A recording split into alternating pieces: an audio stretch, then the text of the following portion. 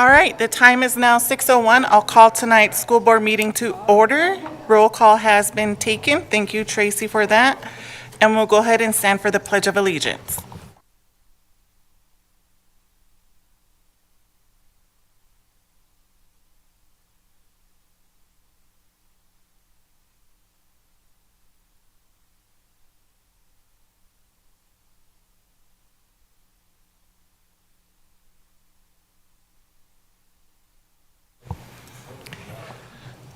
All right, next up is to review, revise, and approve tonight's agenda. Is there a motion to approve the agenda as written? Moved by Vice Chair Walker Andrews, second by Trustee Walsh. Any public comment on this agenda item? Seeing none, all trustees in favor for approving the agenda as written, please indicate yes by raising your hand. Unanimous, all trustees present. Next up are to approve the regular board meeting minutes of January 14th. Is there a motion to approve those minutes? Moved by Trustee Davy, second by Trustee Wake. Any public comment on these agenda items, on this agenda item? Seeing none, all trustees in favor for approving the board regular meeting of January 14th, 2025 regular meeting minutes, please indicate yes by raising your hand. Unanimous, all trustees present.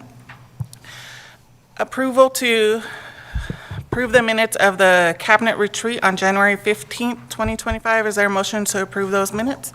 Moved by Trustee Wake, second by Trustee Davies. Any public comment on this agenda item? All those in favor for approving those minutes of the cabinet retreat, please indicate yes by raising your hand. Unanimous, all trustees present. Next up is public comment. The public comment portion of the meeting is set aside for the public to address the board as a body. It is not time for board response or for the public to ask questions. Do not infringe on the right of privacy of others. Please sign in and spell your first and last name. Comments are limited to 3 minutes per speaker. The chair or acting chair may interrupt or terminate an individual speaker if the statements are out of order, over 3 minutes, are personally directed to an individual. Any public comment tonight? Yes, first we have Tim Bajent.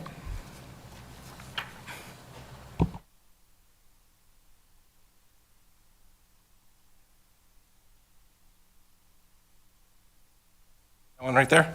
That works? Tim Bajent, Bravo Alpha India Golf Echo November Tango. Thank you for giving me a minute of your time. A text from my daughter today. Oof, it's gonna be hard. So after the lady told me my weighted GPS didn't show up until the end of the semester, I went and talked to her today.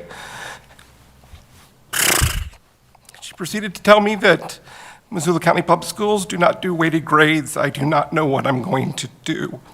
That just cost my daughter $24,000 in scholarship money. I have done recruiting for my daughter. I was a K-12 coach. I was a agent for professional athletes, and I was able to open up a lot of doors for her. In talking to Princeton University, wonderful coach there, in that conversation, she said the average acceptance rate to Princeton University is 4%. If you show up with your daughter as a rugby player with a weighted GPA of 3.5, 3.6, that goes upwards of 80 to 90% acceptance rate. Right now, Missoula County Public Schools does not allow weighted grades for our students, and our students are missing out on hundreds of thousands of dollars worth of scholarship money and opportunities to go to schools that they never would have otherwise been able to go to.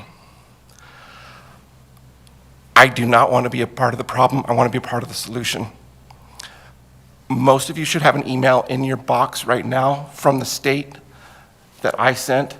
I'm going to forward it to Amy as well, that says this is a local issue. It can be solved right here in this room.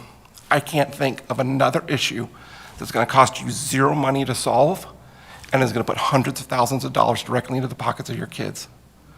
Moreover, I've been invited to Missoula County Rugby to help all of their parents and kids with the recruiting process that I put together. My daughter is currently signed with Wheeling University. That is the #1 Division I university for women's rugby. She came out of this school system. She's an amazing athlete. We have great athletes here that nobody knows about. I'd be very happy, free of charge, because I love what we do here, to push that down to your counselors, to push that down to your coaches, and if need be, to hold seminars for your parents and kids like I'm doing with Missoula County Youth Rugby. That's all I got. I really hope that I hear from you and we can move this forward. Thank you for your time.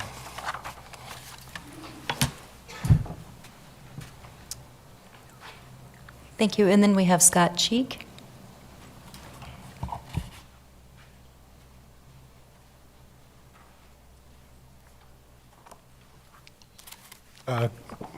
Good evening. My name's Scott Chook, Scott-Chook,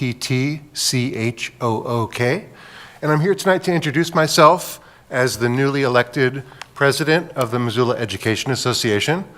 I want to let you all know that I'm looking forward to working with all of you. A lot of you I've worked with before, and I'm looking forward to working with you again. And I'm glad to be here. Thanks for your time. All right, thank you for that. Next up on the agenda is reports and announcements. So we'll turn it over to Superintendent Hill for announcements from the superintendent. Thank you. I'm going to take my time tonight in my superintendent's report to address recent developments at the federal level that have understandably created concern within our school community. As your superintendent, I want to provide clarity about our district's position and commitment to all students in light of recent changes in federal policy regarding immigration enforcement and the recent freeze or pause on federal funding. I want to be really clear that Missoula County Public Schools remain steadfast in our commitment to educating all students. Our mission to provide a high-quality education to every child who enters our doors is unchanged and unshakable. During times of uncertainty, I think it's essential to go back to and reaffirm the core values that guide our district, where every student deserves to be engaged, inspired, and challenged daily. We ensure equitable access to high-quality, comprehensive education. We maintain forward-thinking leadership and excellence for all. We provide secure environments where students and staff feel valued. We celebrate diversity and foster belonging, and we value collaboration with our staff, our families, and our communities. We also understand that recent changes in federal policy, particularly regarding immigration and customs enforcement activities, and the freeze on federal funding have created anxiety within our community, and I want to address both of these directly. While federal guidance regarding schools as sensitive locations has changed, our commitment to maintaining safe, secure learning environments has not. Our schools continue to be staffed by dedicated professionals who are committed to protecting the well-being of all students, and we will continue to maintain those secure learning environments. We will uphold their constitutional and legal rights, and we will ensure that our schools remain focused on their primary mission, which is education. We have been assessing the impact of the recent federal funding changes on our district, and we've received correspondence from the Office of Public Instruction, national organizations, and most recently, within the last hour, MTSBA. At present, the majority of our critical federal programs remain unaffected. Title funding, special education funding continue as normal. Some reimbursements, such as those for free and reduced price meals, may experience temporary adjustments, but no child will go hungry. And we are proceeding business as usual in our district right now. I can't predict future changes, but I also want to reassure our community that we have all the resources and determination to continue to provide excellent educational opportunities and services to our students. And I also want to take just a moment to acknowledge our board of trustees for their steadfast leadership, their unwavering support of our district's mission, and ensuring our focus on serving students, serving all students. I also want to acknowledge our teachers, our administration, and our support staff in our buildings. Their dedication to our students is very appreciated, and they've demonstrated professionalism by maintaining calm and supportive learning environments, showing extra sensitivity to students and parents who may be experiencing anxiety related to this, and going above and beyond to ensure that every student feels welcome and supported. I also want our community to know that we have established protocols to protect privacy and information. We have staff members who can assist families in their native languages. Our school counselors are ready to support students who are experiencing anxiety or stress. We continue to maintain strong partnerships with our community, and our principals and administrative teams are prepared to respond promptly to any concerns that arise. In my communications at the beginning of the year to staff and families, I emphasized that we're a district united with a shared commitment to education, and we will continue to do that. So thank you for the trust that you put in Missoula County Public Schools and our team, and please know that we are committed to ensuring that our schools remain a welcoming place. Thank you.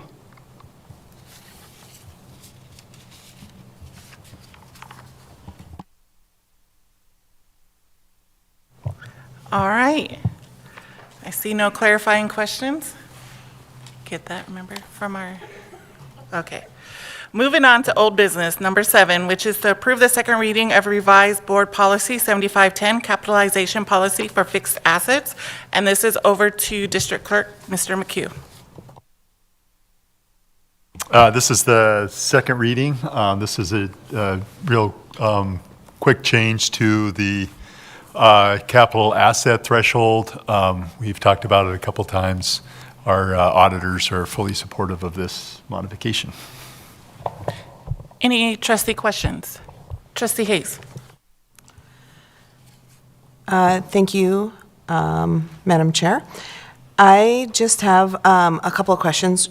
Could you explain the rationale for changing this to 25,000 when normally in most board policies and the capitalization policy for fixed assets, it's 5,000? Yeah, so it's really the volume of assets at 5,000. So it's a matter of reporting those capital assets for our auditor, and it's not that we would change our practice of obtaining quotes and purchasing using competitive quotes for purchases at 5,000 or more, which we do. It's more about how we track those on a capitalization sheet, and it's completely unwielding for our auditors, our capitalization sheet, and so that's the intent. Can I move to amend the motion to add the following to the policy? That it must be used in conducting the district's activities under the must be of significant value.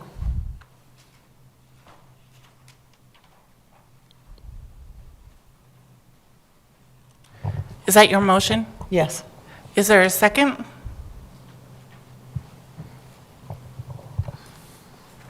Because this is a full board motion, so is that the motion on the table? Is Yes. to an amended? And then second by trustee Davies? Tina? Yes. Under the third bullet, must be of significant value, to add must be used in conducting the district's activities.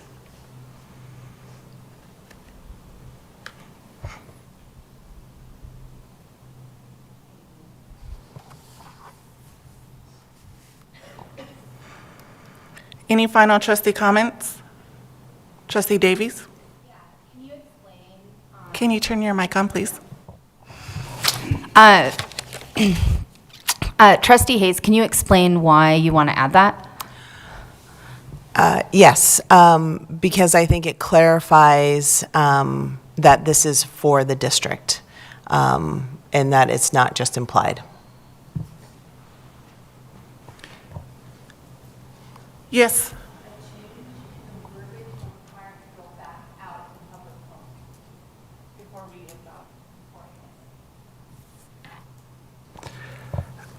I have a comment. I want to know if this recommendation or this new change is a big impact, District Clerk?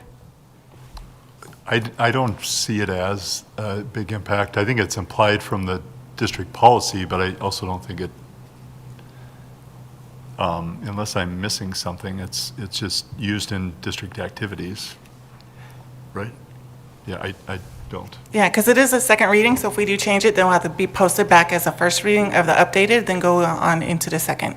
So trustee Walsh, then trustee Mercer. I'm just wondering if this is the one that we already put an amendment in for language, and then it's come back to us. Is this one that Keegan was wanting that amendment for before? This is that one, okay. I thought it was, but I just want to make sure. Yeah, okay, individual assets, that's what we added last.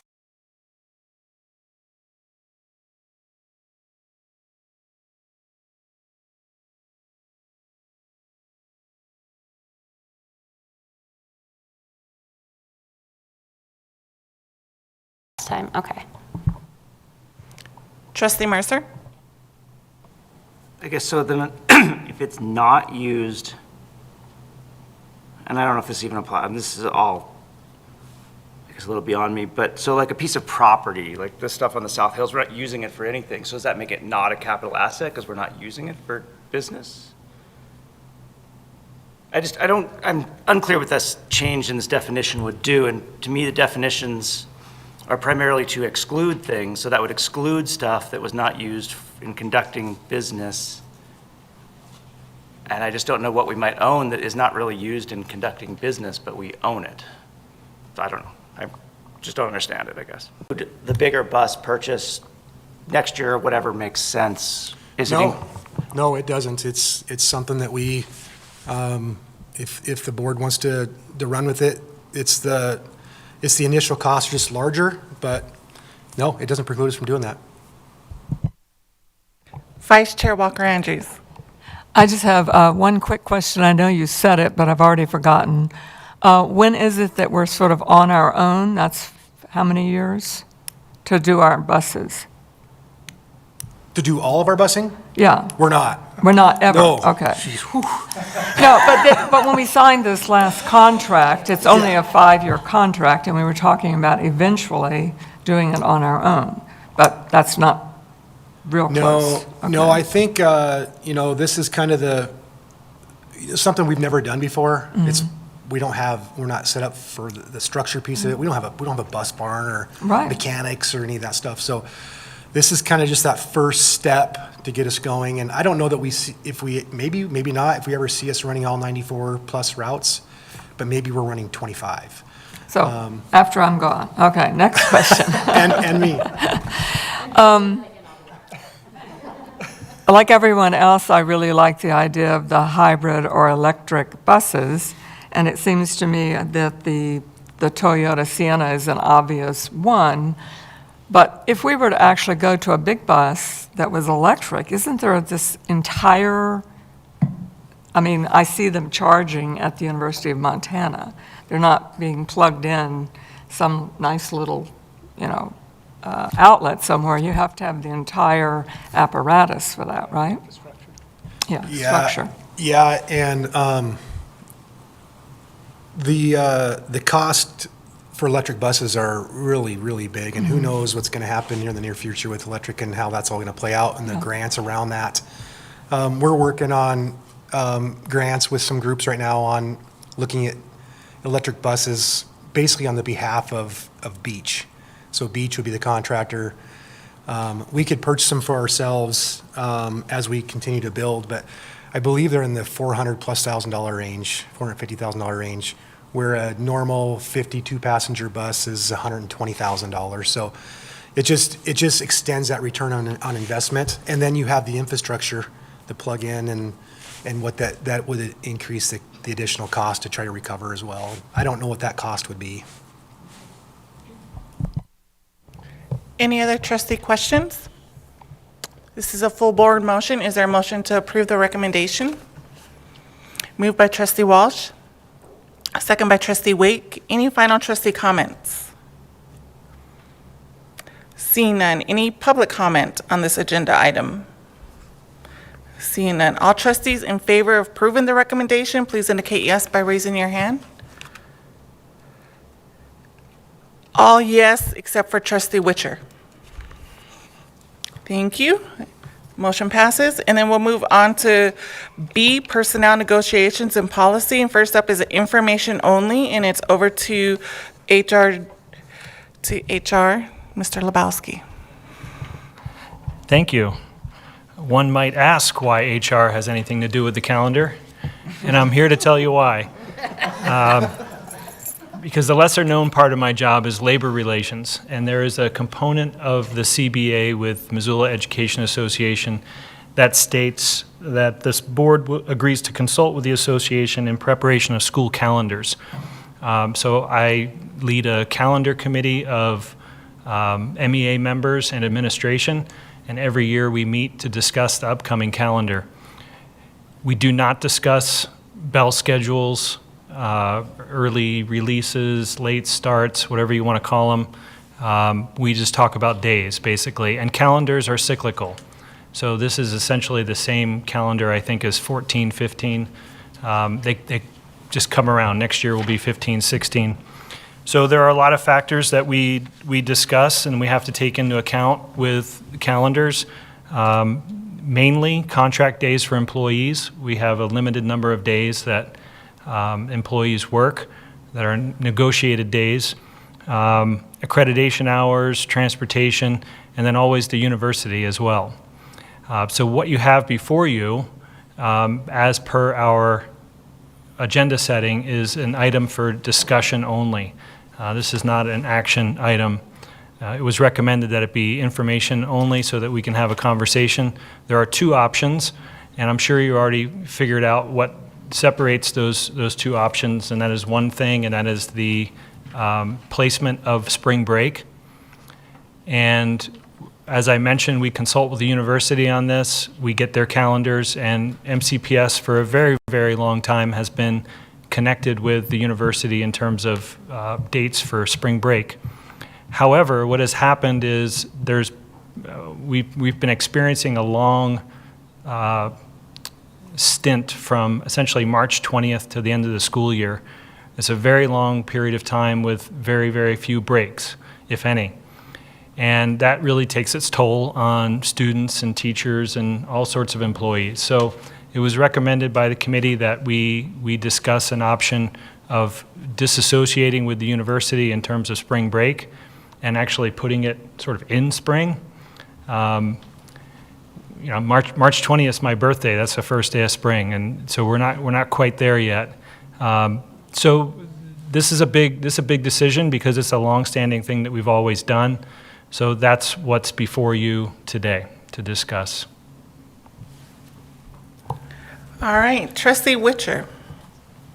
I'm so incredibly excited at the possibility of not spending 2 straight months from, it really is a long stint with 0 breaks. And so I get the longstanding tradition of pairing with the university, but having a spring break period later really just makes sense to me because it's a long time to go. That final 2 months before school is out. So I really appreciate that insight. Can you give some history as to why we paired with the university? No.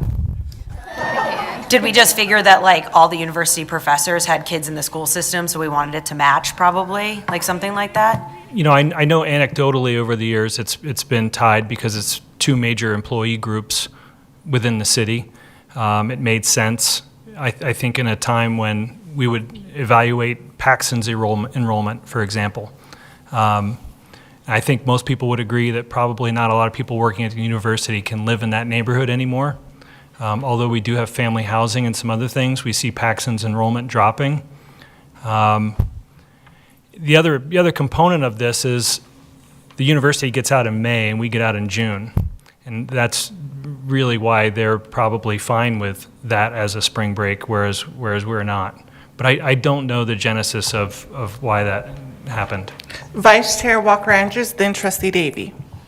All I can say is when I was at the university, at one point, there was going to be a divergence, and a lot of employees got very upset about it at the university. Now, I can't tell you out of how many employees that they have, how many of them then also have small kids here. But But I do know that people have been concerned with it in the past. May not be, there may be more people that would be happier the other way. Like our teachers. Yeah, I remember the debate very strongly about when we thought about switching it before.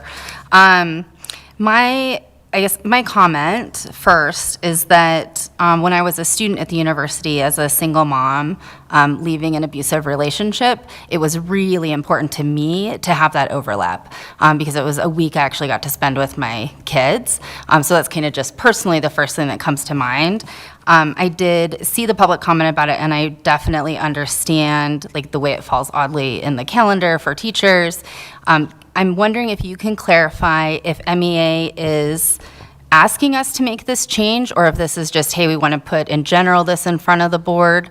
And then I'm also wondering, before we vote, if we could find a way to get a sense from families in the district how many people this would impact in a negative way. And then my final comment is I could see it benefiting families as far as spring break camps go, and the challenge of paying for those so quickly after Christmas with a close spring break. Yeah, first of all, I would say that the calendar rests with you as a board.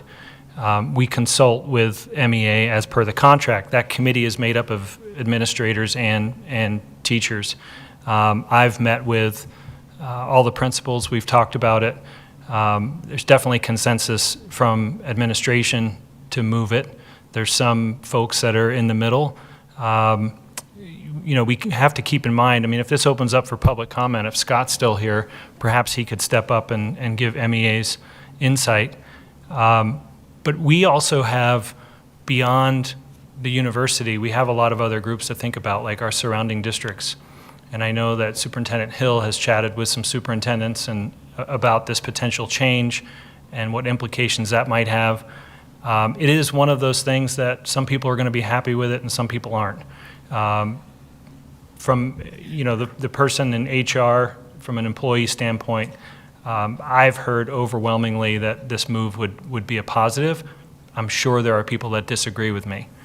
And what we talk about on the committee is largely, this is not about just sort of the orientation to the committee. I'd really like to have this day off in May.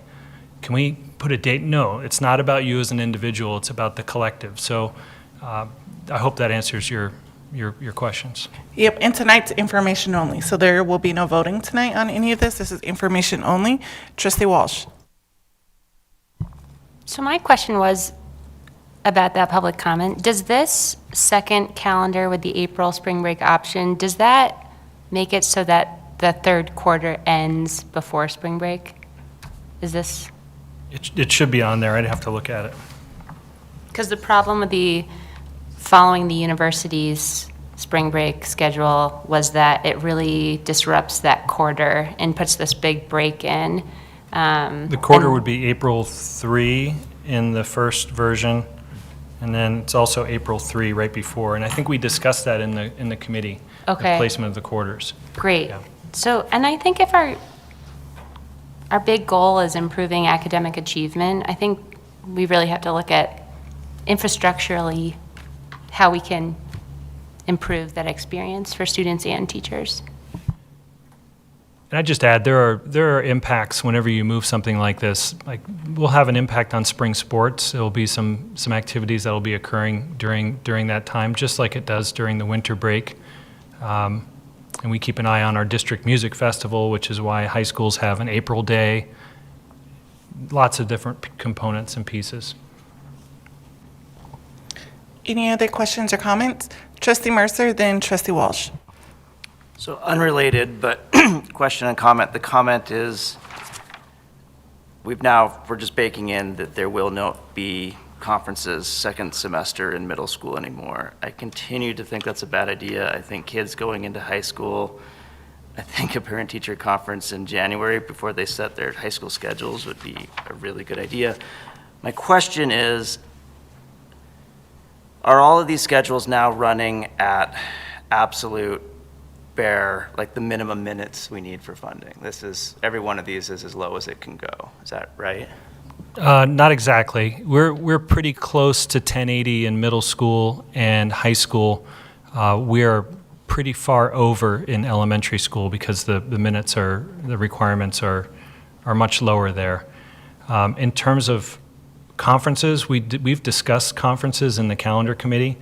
We know that that's a part of the strategic plan, and that's a goal of the board, is to increase that parent engagement. We are discussing other options that are not necessarily a removal of a day. So it could be an asynchronous day, it could be utilizing Thursday early outs, it could be a concerted effort on the part of schools to reach out to parents proactively. We've talked about lots of different options that we might even be able to employ this year. So I don't want you to think that we've ignored that. The other major avenue for achieving conferences, both in the fall and the spring, is really, because our employees have 187 days, is to get rid of Thursday early outs and use that time for full teacher days. And in high school and middle school, you would have essentially 5 days to play with, and in elementary school, you would have 7. Currently, it sunsets on June 30th of this year. There is some language that we give up roughly half of the Thursday early outs to teachers to work. It's teacher work time. So they're not called into meetings. There's no requirement on them other than to stay at work and be professional. So I think if we did get rid of Thursday early outs and move to full days, we would certainly need a year to do that. But I think it's logical to assume that the percentage that teachers get now would be right to provide a certain percentage to them during the full days. For example, the principal might have the mornings, and then the afternoon is teacher work time, that sort of thing. And that would free up days to provide conferences and lots of other things. Can I follow up about that?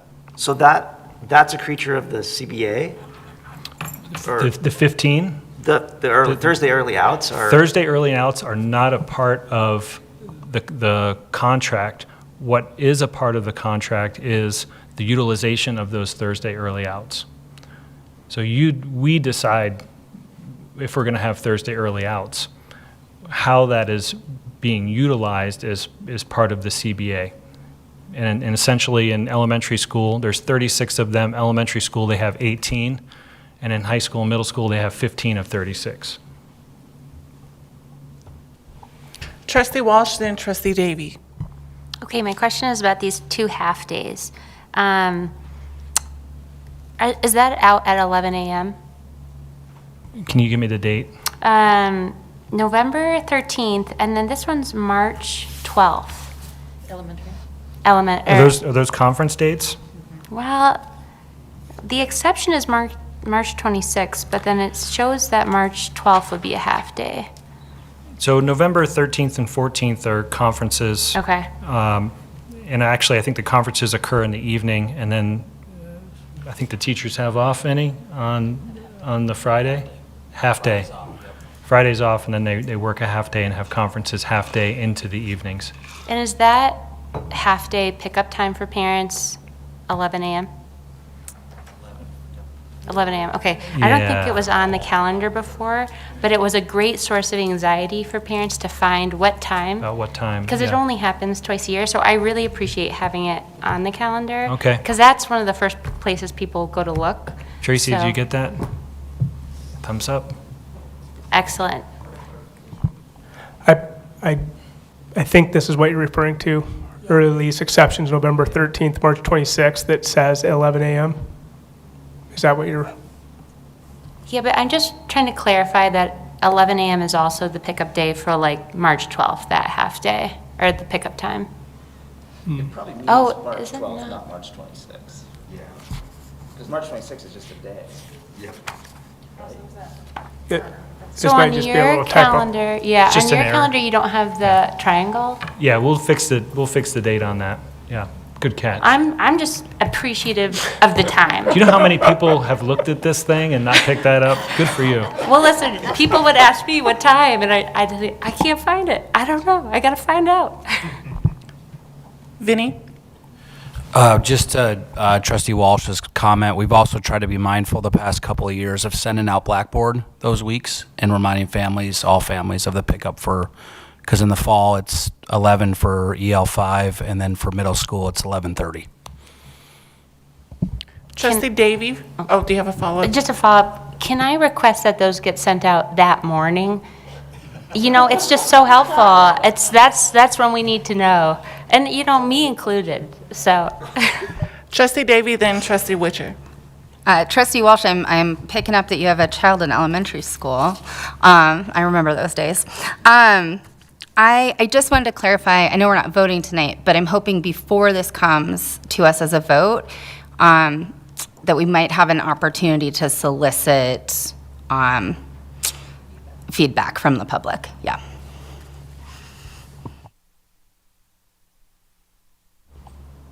Yeah, we can certainly work on that. I also want to just share that I reached out to our partner districts, so Hellgate, Lolo, DeSmet, Bonner.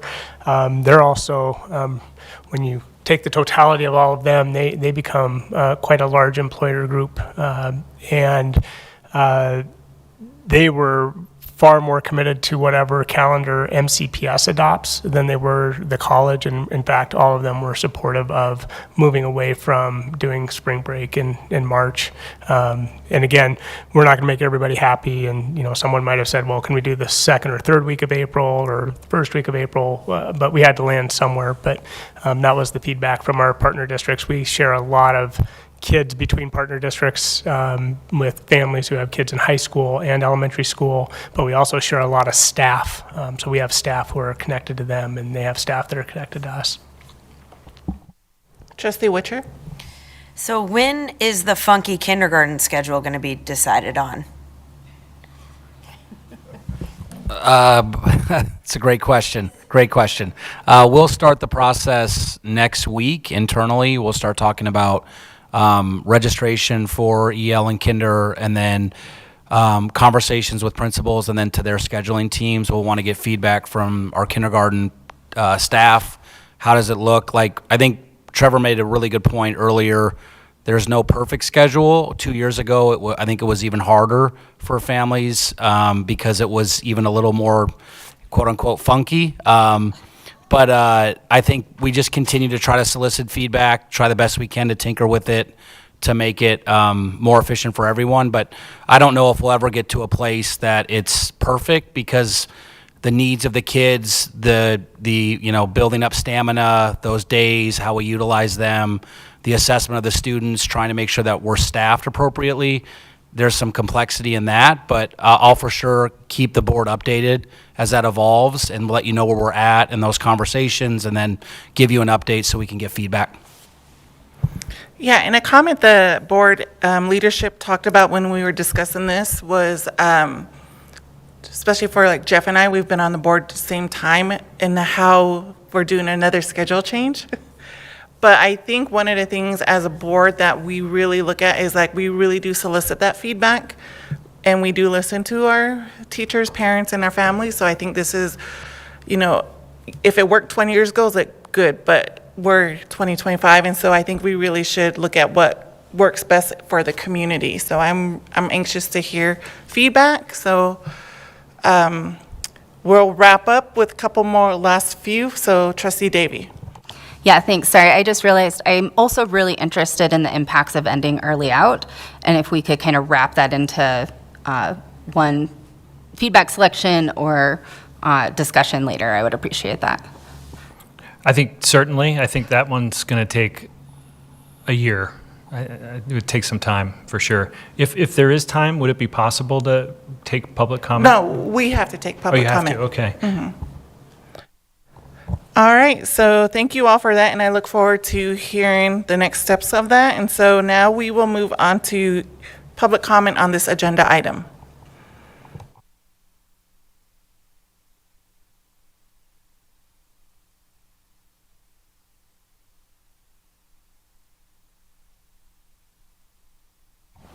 There we go. Scott Chook, C-H-O-O-K. Just wanted to reiterate what Trevor said about the members of Missoula EA being in support of detaching or disassociating spring break from the university. Almost every member I talk to feels that way, that it would be better for students, better for staff, better for families if we were to disconnect from that longstanding tradition. I also have talked to people in the partner districts and a lot of families there, not just their administration, but they also want to detach from the university because of the way our schedules align. I also know that not every school district has a spring break. Hellgate Elementary is one that doesn't have a spring break. They take those 5 days and they scatter them throughout the spring and have more shorter breaks. I'm not necessarily advocating for that, but I think that detaching from the university could allow us to do some more outside the box thinking about our schedules and calendars. We're also ready to start talking about the Thursday early out changes whenever the board decides that that's a route that we want to go. Missoula EA is definitely ready to start talking about that. Thank you. Any other public comment on this agenda item? Seeing none, we'll move on to the next agenda item, and it's to approve out-of-country travel requests, and this is over to you, Assistant Superintendent Shattuck. All right, I have two out-of-country travel requests. The first one is from Tracy Stone. He's the social studies teacher and Spanish teacher at Sealy Swan High School. He's taking 9 to 10 students to Costa Rica. He's actually this March 26th through, I think, April 5th. They will be attending private language instruction, live with local families, and participate in community service projects. The second one is Miss Rothy out at the Ag Center. She's taking 12 students, and they're heading to New Zealand and Australia in the summer of '26. They will explore culture and farming practices. All right, and we'll do them both in one motion. And it is a high school motion, so is there a motion? First, any questions? Seeing no questions, a motion to approve the recommendation moved by Trustee Davies, second by Vice Chair Walker-Andrews. Any trustee comments? Any public comment on this agenda item? Seeing none, all trustees in favor of approving the recommendation, please indicate yes by raising your hand. Unanimous, all trustees present. Thank you. If you need a chaperone, Vice Chair Walker-Andrews was already discussed in New Zealand. So next up is to approve the first reading of the revised board policy 3630, electronic devices, and I'll turn it over to Superintendent Hill. Thank you. Any questions? No? Seeing none? I'm going to refer you to page 49 through 51 of your packet, where we have a copy of the proposed electronic device policy. This was and has been a long time coming in terms of our process, starting at the beginning of the year with hearing from staff, community, families, relative to the use of electronic devices in schools, and noting the challenges that come with that, and especially for youth. And no question about the challenges or the impacts that it's having in our classrooms. And so from that, we put out some surveys. We've shared all of that data previously with the board. We also asked our building administrators to host some community charrettes to talk with parents specifically around the data that was gathered, but also to solicit more feedback. And Amy was helping head that part of it up. And Amy, I don't know if you'd like to share some of the results of what our administrators shared. Sure. So each of the middle schools and high schools held an evening event, and they went through the survey results that you guys looked at before, and asked for any added feedback that from these results. And according to the principals, there were a few parents who responded they were in favor of a complete ban, but the majority wanted kind of a happy medium, where there's a consistent district policy where students do not use their phones in the classroom to distract their learning. I mean, that's really what the principals came across. Vinny, did you have anything for middle school? Thank you. So I'm going to just, we're going to walk our way through this, take it slow, hopefully to make sure we have a good understanding of what the language is actually saying. One thing that I want to point out is we basically struck all the prior language in the policy and ran this through our legal counsel, Bia Calava, for final edits, and this is what sits in front of the board. So right now, this would be the point in time where we're going to make any suggestions to potential revisions, different things if there's clarifying language. But the opening statements on here are basically that we do support the use of computers, electronic devices to facilitate learning, interpersonal communications, all of those things. But that being said, we have caveats that schools can regulate the use of electronic devices by students, parents, staff, and other adults while they're on school property. We recommend that students do not bring cell phones or electronic devices to school, right? So we're going to say that right up front. We recommend that you don't. But obviously, I'll recognize that the majority of our kids have them. The district will take no responsibility for lost, damaged, or stolen devices, even if placed in a district-provided storage system during the school day. We start with, we recommend you don't bring it, but if you do, and we have a policy that says we're going to regulate the use of that, then you put it in something, we're not responsible for it. We will do our best to safeguard, take care of, personal property, all of those things, but they could keep it locked in their locker, they could, whatever it may be, they have a responsibility for that. Student possession and use of electronic devices on school grounds at school-sponsored activities and while under the supervision and control of school district employees is a privilege. A building administrator can revoke a student's cell phone privileges and require the device to be surrendered upon arrival, returning it only at dismissal if the student fails to use the phone appropriately on campus. At no time will any student operate a personal electronic device with recording capability in a locker room, bathroom, or other location where such operation may violate the privacy right of another person.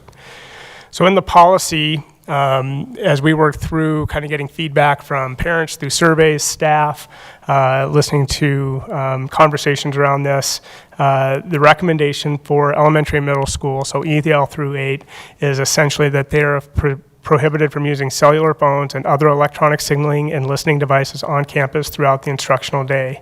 The devices must remain turned off and out of sight except students with medical reasons with prior approval from a building administrator. Parents can call the school office and messages will be relayed to the students. Unauthorized use will result in device confiscation and return to the student at the end of the day. Repeat offenders may be required to have parent meetings or a parent to pick up the confiscated device. The reason why we have language in there around that is because, one, we know that we have students, in particular at the middle school and maybe upper elementary, that have phones, that parents are tracking them, making sure they're getting home before they return from work, those kind of things. So we're not going to just hey, if you get caught with it or whatever, we're just going to take it away from you. And the parent asks, we're not trying to create a hardship, but we are trying to draw a hard line in the sand and say, we're not allowing these devices. They need to remain off or don't bring them at all through our elementary grades. In the high school, what you see are two options, and there's a little bit of tweaking to the language in here, but I'm going to summarize a little bit that high school option 1 is that the teachers have discretion to allow them to be used in their classroom during the instructional day or during instructional time. So that would be pretty much in keeping with what we currently have as policy. The devices must remain turned off, out of sight. So it's basically the same language that we just went through up above. Unauthorized use, same language. We also have some challenges in and around our privacy laws and student privacy, but also our network, and making sure that if students are using our networks with their personal devices, that we're able to kind of track what they're doing with their device, like when they log into Google Classroom. So we have issues right now where kids maybe are logging into a VPN, a virtual private network, somewhere else, and they have an app, and then they come into the district, and then they try and log in, and they're not getting access. It's because they can't log in through a virtual private network. They have to be on our network to be able to do that. They can always go to their cellular data, but if they want the free Wi-Fi, so to speak, they've got to be on our network. So that's option one. Option two, and I'm just going to say this up front, this is the one that our building administrators are most supportive of. And this option essentially prohibits students from using electronic signaling devices and listening devices on campus throughout the instructional time. So the idea is that when you're in my classroom from 8 to 8:50, your device has to be put away. There's no exception for me to just allow you to have your phone and whatever it is. It either goes put away where we can't see it, or it has to be put into a caddy. A lot of teachers are using phone caddies as attendance-related strategies or other things, but the idea is that they're not allowed to use them during that time. The other thing, and we know kids, well, maybe not all kids, but myself, I might have been a little manipulative when I was at school. Like, oh, can I go to the bathroom? And no, I got my phone. Like, that's not allowed. Like, the device will allow you to use it during passing period, before school, after school, lunchtime, but during the instructional time, it's not up to the teacher's discretion. There is some caveats in here, again, for students with medical reasons, but we also, didn't want to pull everything away, because sometimes teachers can say, well, I have a really, unique thing, and we're looking to the future a little bit, like what could these be used for? But they can request administrator approval, prior administrator approval, to be allowed to use the devices, or allow students to use their devices for as an instructional tool during the class period. But the idea that a teacher would just say, oh, you know what, there's about 5 minutes left, go ahead and get on your phones. No, that's not what we're saying anymore. Okay, now questions. Trustee Davy. I'm wondering, well, first of all, thank you. This is a really comprehensive policy, and I feel like the district really investigated all of the viewpoints coming into it, and I really appreciate having that information. I like the way that this is laid out in saying, like, in general, here's how we feel about people bringing personal devices.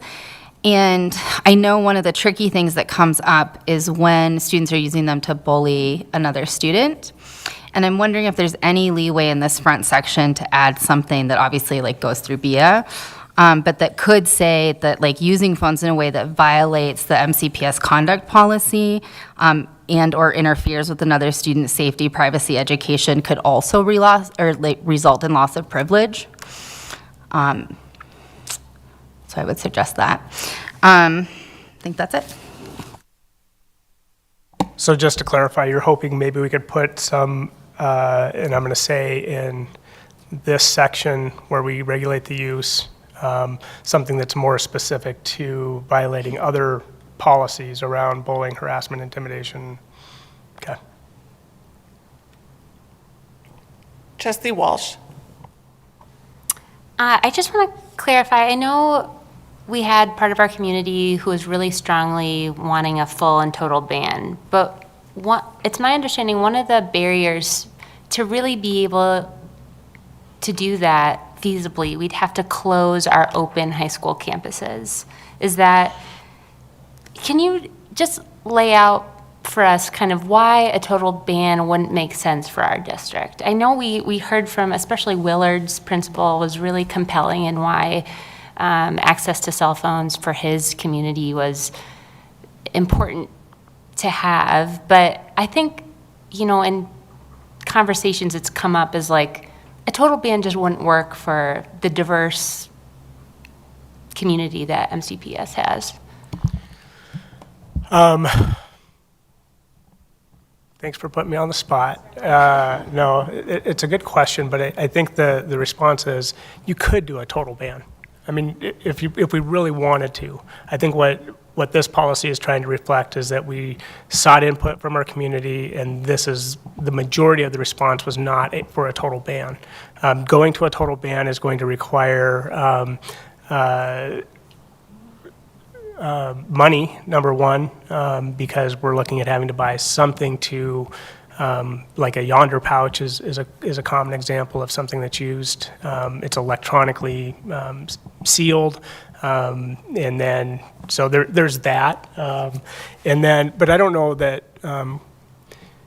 I would have to explore what other districts are doing, especially if they're using yonder pouches and doing the total ban relative to what happens at lunchtime if they have an open campus. I don't know that closing our campuses was ever really brought up as a concern that I saw in terms of why we couldn't do it.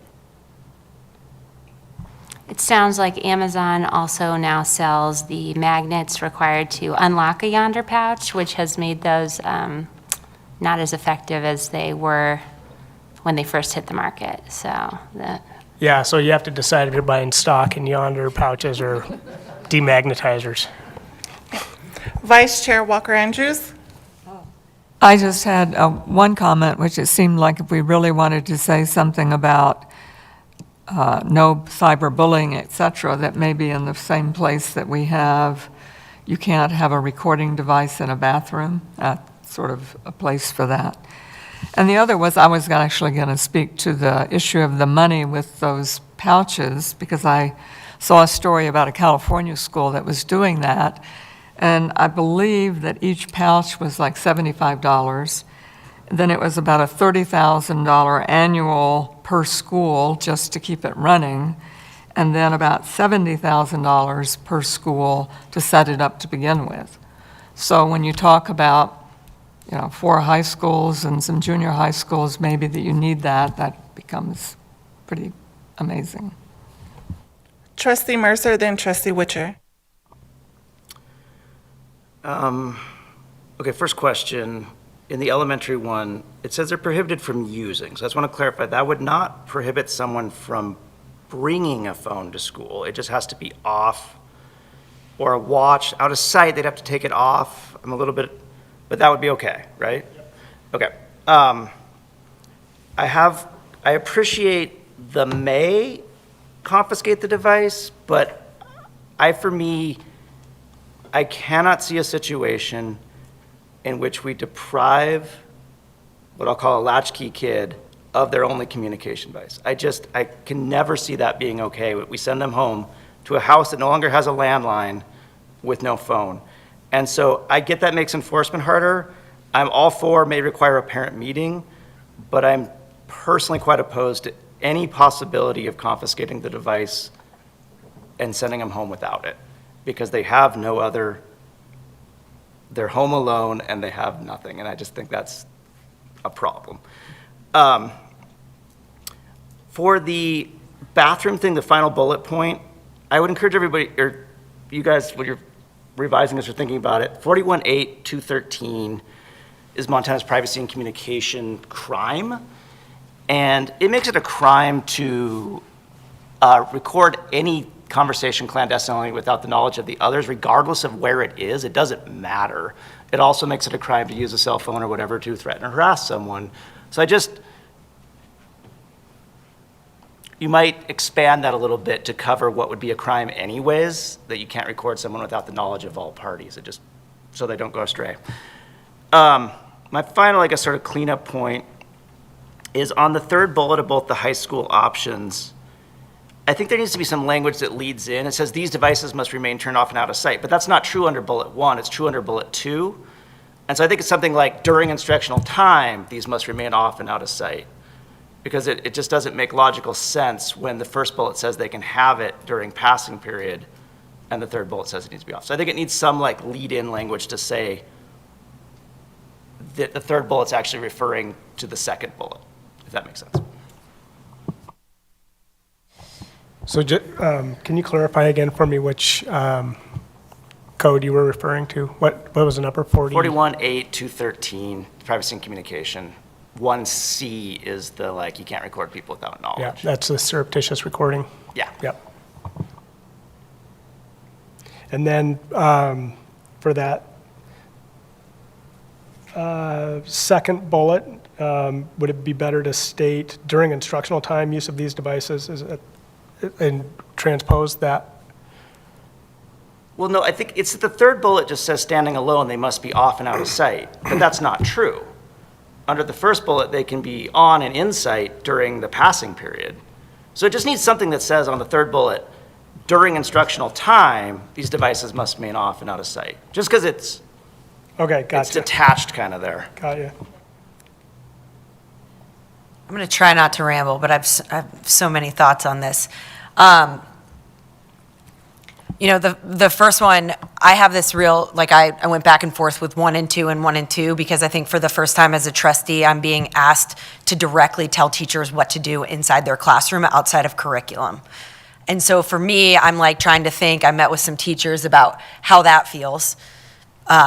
Because I just want to recognize, like, we are instating policy that says, hey, English teacher at Hellgate High School, now I'm going to tell you what you can and cannot do and how that feels. Whereas on the other side, as a parent, I know that if mom and dad aren't aligned, my kid's going to go get candy from his dad and I'm going to be the bad guy. And so I know teachers are held in that spot too. Well, you know, Mr. Witt lets me have my cell phone in his class and he doesn't care. Why are you giving me a hard time? So I see, like, I just want to raise some awareness to the weird juxtaposition that I feel like we're in regarding that. It was really interesting doing all these being in and about all these schools. For those of us who go to Snowball, it's a great place. They recently got Wi-Fi in their lodge, but for the last 10 years, no one had cell phone service at Snowball. And we would sit there and we would eat pizza and we would talk, and now there's Wi-Fi. And Monday, there was no high school on Monday, and I might have snuck away from work and taken a couple laps, and I was sitting in the lodge, and every high school student in there was on their phone. So that also weighs heavily upon me because I'm all about it, no academic time, 100%. But what I worry about is the social time that is in the passing of the hallways. And so, like, I see that point too. So in trying to balance all of these things together, what I do want to walk away with is the knowledge of, one, we're creating a policy that can be revisited, and it can be revisited next year, and we can reevaluate how all this is doing, and collect some data. Two, I would really like to see whether we're involving our high school trustees in some type of community movement where it becomes the thing that you're going to put your phone away because that's what everyone else is doing. And I think that that's what we need to do to educate our kids, is we need some type of, like, cool momentum about putting your phone away. It's like not Nancy Reagan, just say no. It's like the middle ground of, like, drugs are bad, cell phones are bad, you know, some type of, like, community, like, leadership within our high schools in particular, where it becomes the social culture that we don't aren't on our phone. And I'd really like to figure out as a district how we move forward with that as part of all this. And then, so just so I understand, now that I've gotten off my soapbox of my ADHD rambling, we're reading and we have these 2 recommendations, and then we'll read through it, we're gonna take public policy, and then the next one, we're gonna vote on if we wanna do 1 or 2. Is that how this looks? Yes, so we're given recommendations right now, or any edits we want, and then they'll come back and then we'll approve that for a first reading. Or we can approve what the edits for the first reading, and then we'll have a second reading, and then we'll vote on the policy. So there's ample time for 2 readings. On the second reading, second. And then we'll go back. But if it was big changes, then we'll have to switch back to, so that the public has ample time. I just want some way that we're evaluating the efficacy and what this actually is doing in the school, you know, and if we do need to make changes moving forward. Does that make sense? And I don't know how we do that. We can look at policies annually if you want. I mean, it's up to us as a board to figure out how we want to look at and evaluate our policies. So I think as a board, we can definitely look at different things. I just want to clarify that what I was hoping for tonight, obviously some potential language changes that we can incorporate in, but I think the bigger one is, are we supportive of the elementary, middle school as it stands? And then to make so it's not a question for our public that we're choosing one of those two options for the high school. Is what I'm asking for tonight. So then we can put that forward and say, this is the policy, for the first reading. But I'm hoping tonight that it was intended to be an action item, that we are selecting something out of those options.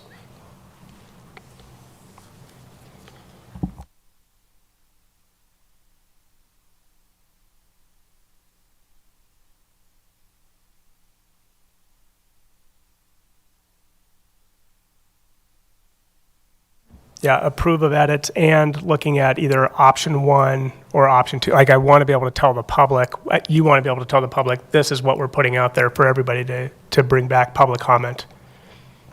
Trustee Walsh. Okay, shadow option 2. And I just want to speak to Meg's point about, not wanting to get in that position where we're telling teachers what to do. And I really see it more as providing cover. And that's kind of one of the roles of the board, is to kind of set policy that gives the superintendent cover to then enforce it, which gives building principals cover to enforce it. And, we take on that role of, we'll be the bad guy. We'll be the guy that says, no candy, not with these scores. We're using free time to practice math facts for the last 5 minutes. But to that point, I do think I have a 7th grader, and it does sound like a lot of the phone use is happening when there's substitute teachers. And I think if we do take this option, I think we'll have to really make sure when we're hiring subs, maybe this is part of their onboarding, is that they are really clear on our cell phone policy. Because it does sound like kind of, it's hard to be a sub. I've been a sub. You sometimes don't get any plans, and especially if you're not comfortable in a classroom setting, it can be really easy to just say, like, do whatever you want, guys. Just don't be too loud.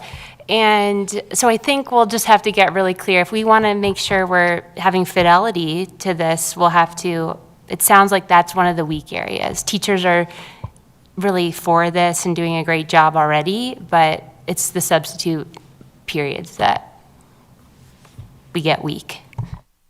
Trustee Hayes. Thank you. First, I think we have to also understand that we will probably be fluid with this, because the governor right now is doing a lot of work around understanding cell phone free policies. Because it's a growing movement across the nation. And the thing that I just worry about is putting more work on the teachers. Like Meg was talking about, putting them in that position, because I have a high schooler, unlike your 7th grader, who he texts me randomly throughout the day. And so I know that his phone is not sitting in a caddy being turned off. So I guess if it's going to be implemented, it should be implemented with fidelity. But I also don't want to put so much onus and so much work on the teachers to police that. Trustee Mercer. On the topic of sort of work and fidelity, messages will be relayed to students as a promise. That's going to take some time, some labor to implement, right? Because some staff person has to leave the front desk and go deliver that note, or what's the timeline on that? I think we should be clear, what that actually looks like. Yeah, I think we already have staff that relay messages to, parents will call in and check out their kids, and they'll have kids waiting at the door 5 minutes before they're supposed to go. And so I don't really perceive that as being an issue. Well, but you don't have all the messages that are getting text to the kids right now. Correct, and I don't think that parents are going to be sending as many messages to their kids as they would on a text to the front office. I mean, just being realistic. Yeah. Trustee Davy. No, it's great. So I would say that my hang up around option 2 is similar to what's been voiced around telling teachers what to do. And I think where it really settles is on bullet point, like sub-bullet point 3, that staff may request approval from a building administrator to use devices. And so my question is this something that teachers and administrators thought would help them enforce the policy? Or is it possible to amend that to say that staff may occasionally determine for a very specific, like, instructional tool? And I'm just thinking about my high schooler who just made a business pitch using a cell phone and YouTube, and it was, like, definitely part of the curriculum. And I'm thinking, like, gosh, if you're a teacher and you have to, like, hey, principal, may I let my students make this YouTube video? It could just become tough. And then I'm wondering about the consequences if they were doing those YouTube videos and the principal said, hey, you didn't ask me to do this, like, just what that might involve. I have a couple of sayings. One is work the gray. Sometimes we try and be really black and white in a policy, and I think this would be a substantial change. And so we will work with our administrative teams and our teachers and our students to say, like, here's the new norm for what this looks like. And I don't think it'll take too long to get there.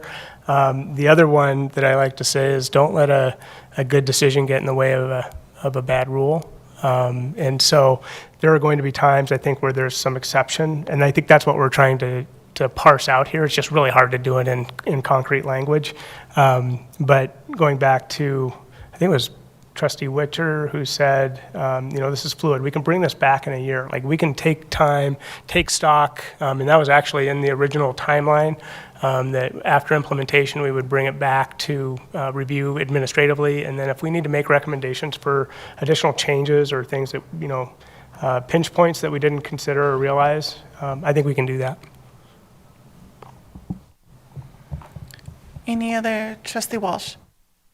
Sorry, one more thing. I think it would be really helpful as we make this policy shift to also do some parent education around setting downtime, downtime and restriction features, especially for the elementary. I know we have a lot of students who walk to and from school, and that's so good for their development to have that responsibility for themselves and kind of freedom in our community. And as a parent, that's hard to let happen in this age of hovering. But so a lot of elementary schoolers wear these watches, but it's very easy to disable them for the school day. So my kids' watches, it's just an old-fashioned watch until the minute that, it's dismissal time. And you can even do it so I don't even have to think about it. On Thursdays, it turns back on into a communication device for early out. And I think that would be really helpful as a district to say we realize, communication devices are important, and here are some ways that you can help your child meet these new policies. I think I have a comment in regards to that. I think a lot of the talk I got as chair was about how addicted they are especially in the home setting. And I just want parents to realize that the home distractions are home issues, and that it doesn't come back to us and saying, my kid is in the shower on his phone. And I'm like, that's at home. We're talking about instructional time. So, I just really want to make that clear, that that's been our focus is this instructional time. And I get that, some kids do put them in the shower, but mine don't. Any other questions or comments? Is there, Trustee Mercer? I guess with the watches, I'm just hung up on the out of sight, I guess. So that would require that watch to be taken off and put somewhere. And I guess maybe that's okay. If it's disabled, the odds of the third grader putting it back on seem low, and I I guess the gray area, I'm just in my mind, I'm thinking, I'm not that worried about it, because honestly, if you're not using it, you don't get caught and no one does anything, and maybe that's fine. But that's kind of, take it to its literal extreme, that seems too much to me, but I don't know. Yeah, and again, this gets into some of the nuances of what we were trying to address, because it's not just the phone, the watch, the smartwatch, which can be used as a phone, which can be used as a recording device, which can be like, it's going to be almost impossible to, hey, is that thing, are you connected?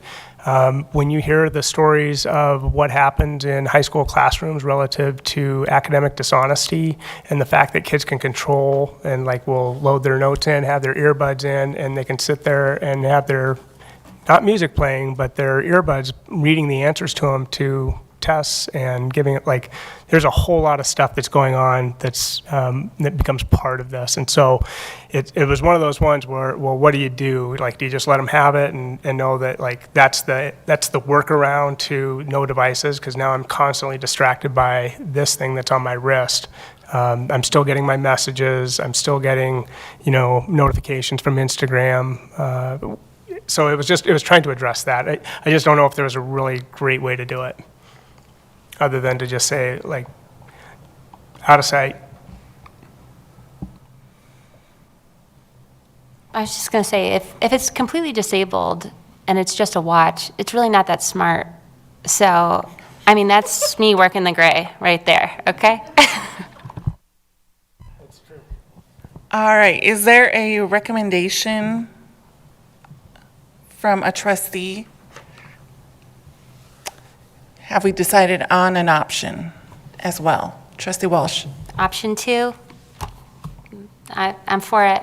is that your motion for option 2 with the edited? All right. Non-instructional time, yep. Trustee Witt? Can we just clarify what the edits are right now before we do this? Yep, so the edits that I have right now are to insert and I'll have to run it through legal, but to insert a bullet, probably somewhere, I'll just go to the policy right here, somewhere here that addresses Montana Code 41-8-213 and violating other policies like our harassment policy. So I don't have the exact language, but that will sit there. And then depending on which option is chosen, 1 or 2, I would add during instructional time to the front end of these devices must remain turned off and out of sight, except. And I think that was all I had. Yep, and this is for the first reading, so if we do get a lot of feedback on this from the community, then that will come into play when we do the second reading. So, second, our question, comment. How about both? I'll second that, but I also have a procedural question. I would like to propose one additional edit as an amendment, which may or may not be supported, but I need to say it for me, and it would be to strike from all of them at the end of the seizing one to say, so it would say, repeat offenders may be required to have a parent meeting, and I would strike the rest of that sentence, both in the elementary and in the high school one.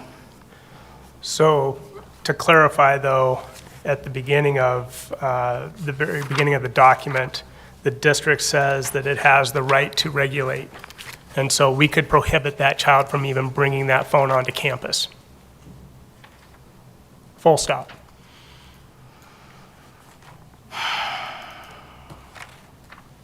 Okay.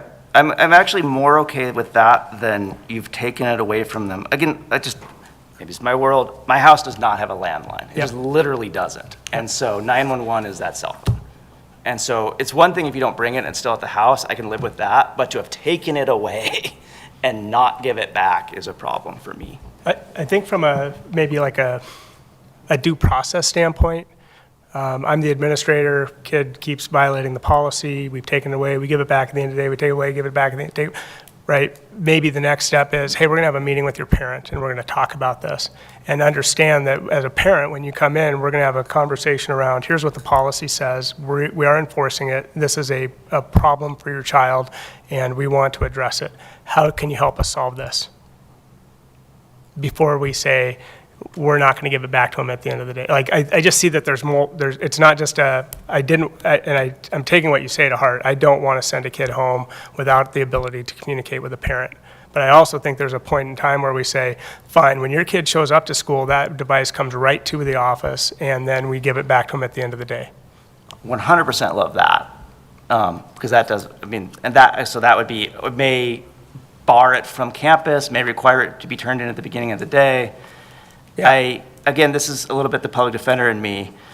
We're going to pass a law and say, trust the prosecution not to use it to its full literal extent, right? And so I cannot see a world in which you take away the kid's phone and don't let him go home with it. So I get you wouldn't, I take what you're saying sincerely too, but I just can't. So that's, maybe it's not well crafted. And can ban it, can say it be turned in at the beginning of the day.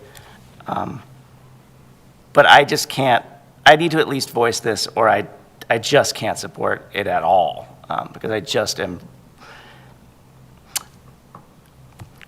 Working parents and their kids home alone, and I just can't do it, so.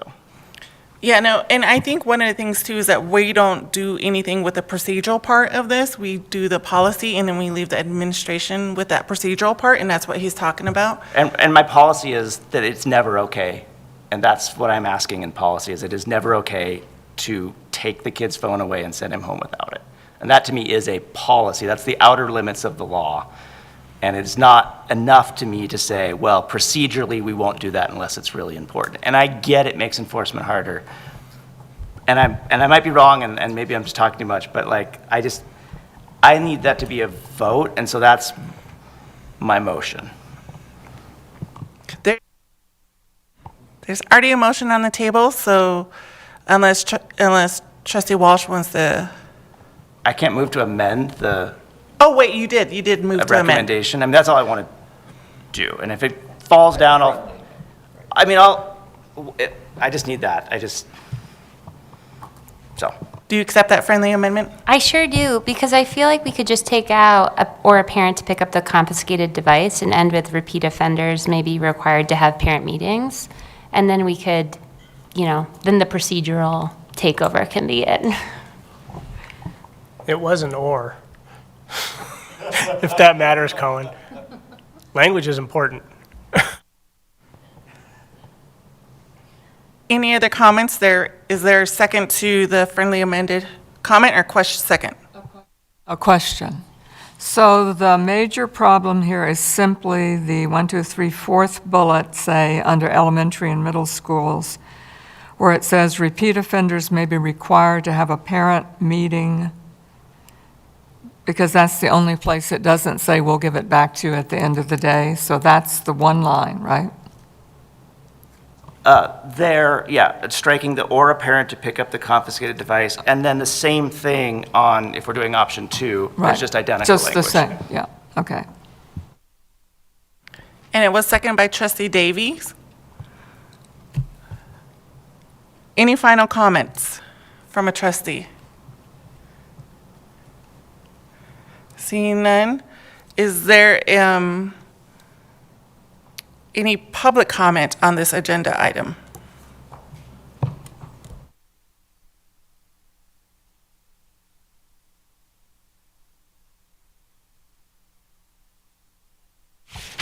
Hi, Scott Chook again.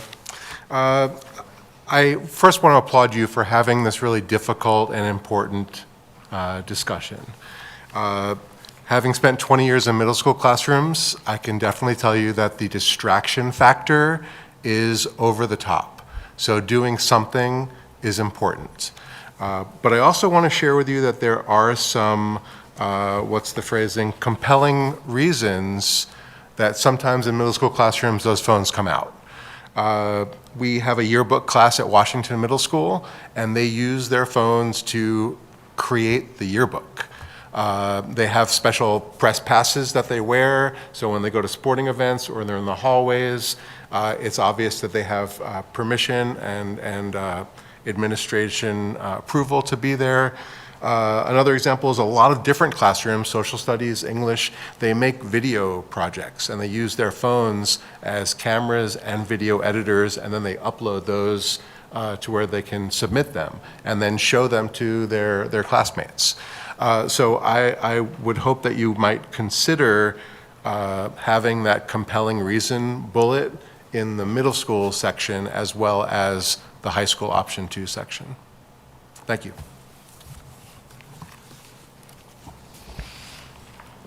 We have 2 more comments. Porter Hammett.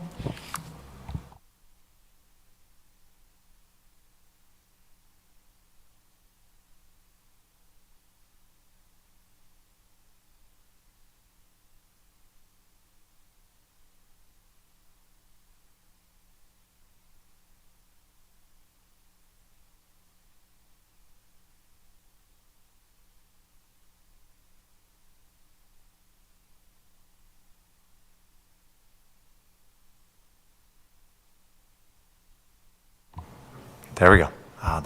Hey, Porter Hammond here. I've spoken to you a couple times before about the cell phone policy. I'm trying to keep up with it and follow along and offer some input. I'm a former educator for about 25 years. My wife is a teacher at CS Porter Middle School. I have 2 high school boys. So I like where the discussion's going and the process, and kudos to Superintendent Hill for kind of shepherding this through and getting us to some potential action items here. I would definitely put my support behind option 2 for sure. And I like how Trustee Witcher has phrased this, and another trustee as well, that I think that this rule, when phones are put away for the day, or during instructional time, it's going to be more the effective giving teachers cover, so to speak, or it's going to give them a tool. I ran an organization with staff for about a long time, up to 15 staff, and I would always tell them, hey, this is official policy. We worked with kids. If they have to enforce something, just say this is our rule, because otherwise the kids are just going to attack the teachers. And I talk with my boys a lot about what goes on in the classroom. Some teachers, like my wife, who's taught for 25 years, they're tough and they're no nonsense, and kids don't get away with stuff. Other teachers who are earlier in their careers are just often, sometimes outright bullied in class. It's kind of sad from what I hear from my boys. So anyway, I encourage you to think of it in that respect. As to what Trustee Witcher said, I hope that, and Superintendent Hill as well, if this is fluid, that we can maybe think about, at some point, are we moving this towards, phones are just away or off campus altogether? Let's look at things going on around the country. Other districts are really, being a lot more aggressive on this. What are the outcomes? What kind of results are they seeing? I too worry about this world that we're living in and that we're creating, and what's going on with my boys, and so I hope that we can move in that direction as well. But anyway, again, I encourage support for option 2. Let's at least start there. Give teachers that that cover again to work from, and see what happens, and keep circling back to this. So, thank you. Thank you. Erica Peterman.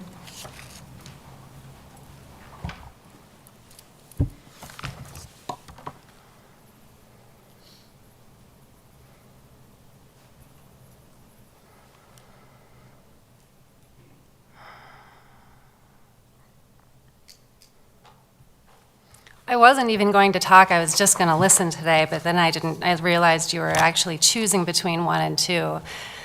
I sent out this policy to, there's probably 100 teachers that have been on my list since this summer, and overwhelmingly the response was they really want number 2. And I'm just going to read a few of their comments because it's better from their mouths than mine. Please go with option 2 for high school teachers. What a disaster if you do not. The staff already can't manage cell phones, and there is no need for cell phone use. We are a one-to-one school for Chromebooks. This is from a middle school teacher. And I think this is important too. I think that removing phones from the day for K through 8 is really important, and I think it'll be really helpful to implement the high school policy year after year, because that we'll have kids who are used to it.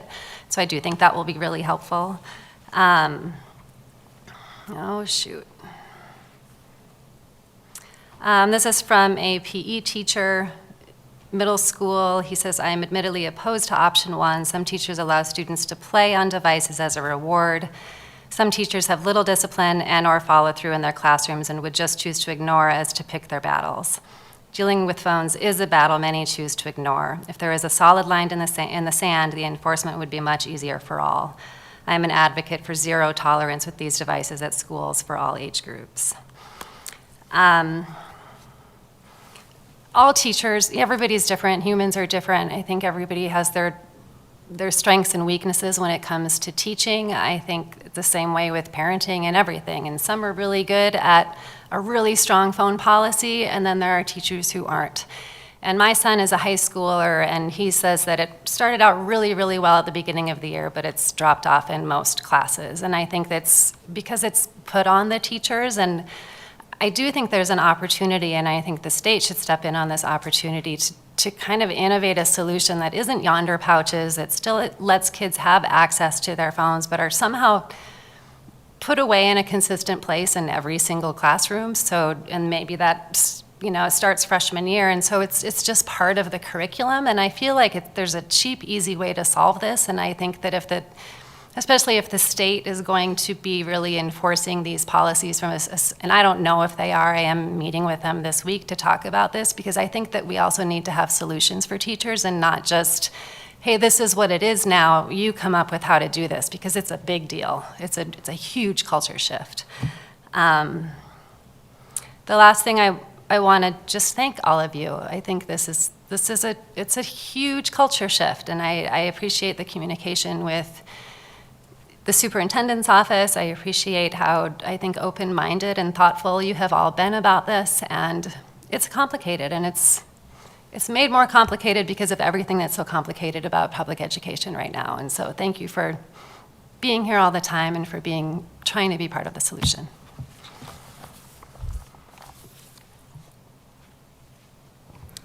All right. I know there's a motion on the floor. Wondering if there was going to be a friendly amendment based off of public comment to move, I'll just say bullet 3-3. Staff may request approval from a building administrator to use devices as an instructional tool during the class period into the section under elementary and middle schools.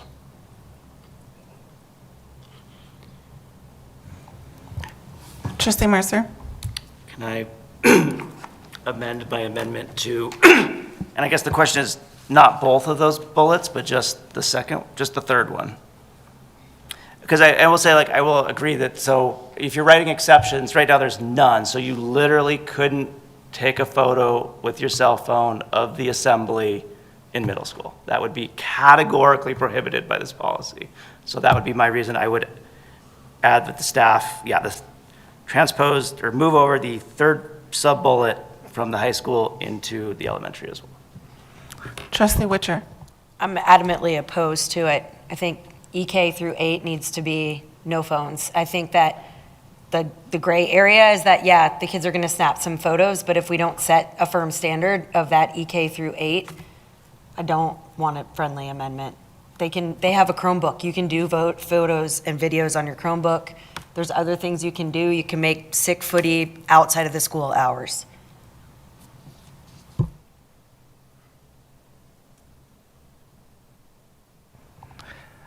So he amended his amendment, so you can choose to vote.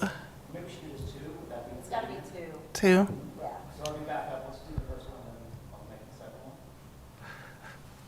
one. Okay, now I'm lost. My only amendment right now, which I think was second as the original one, is to strike the second half of the or parent to pick up the confiscation list, the both sections, and then see what happens, and then I'll make another one about that and see what happens. Is that fair? Okay. Is that the one that's been seconded? That's the second. That strike the or parent to pick up the confiscation list.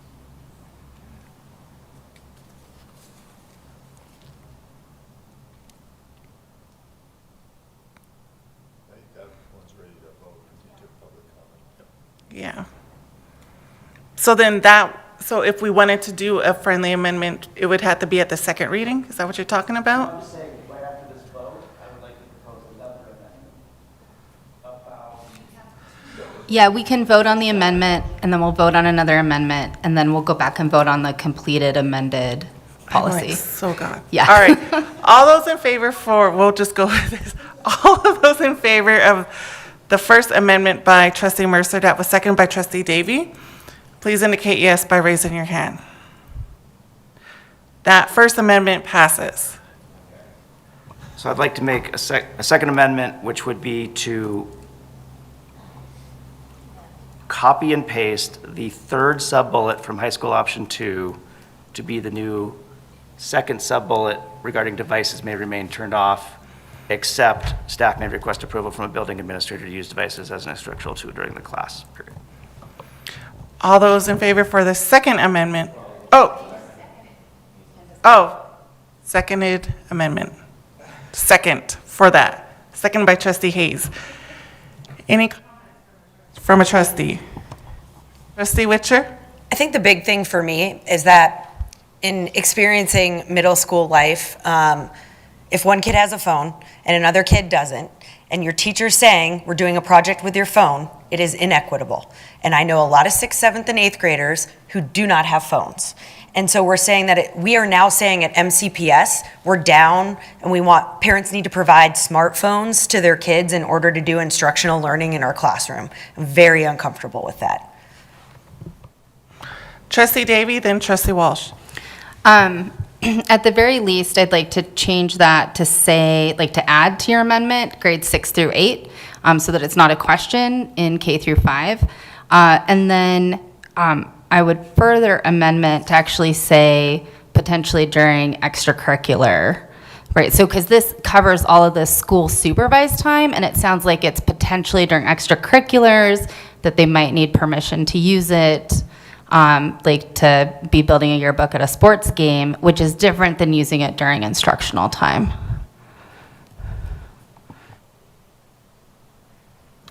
I guess I would say that taking it at the middle school soccer game is just not covered, right? Because that's not during the instructional day.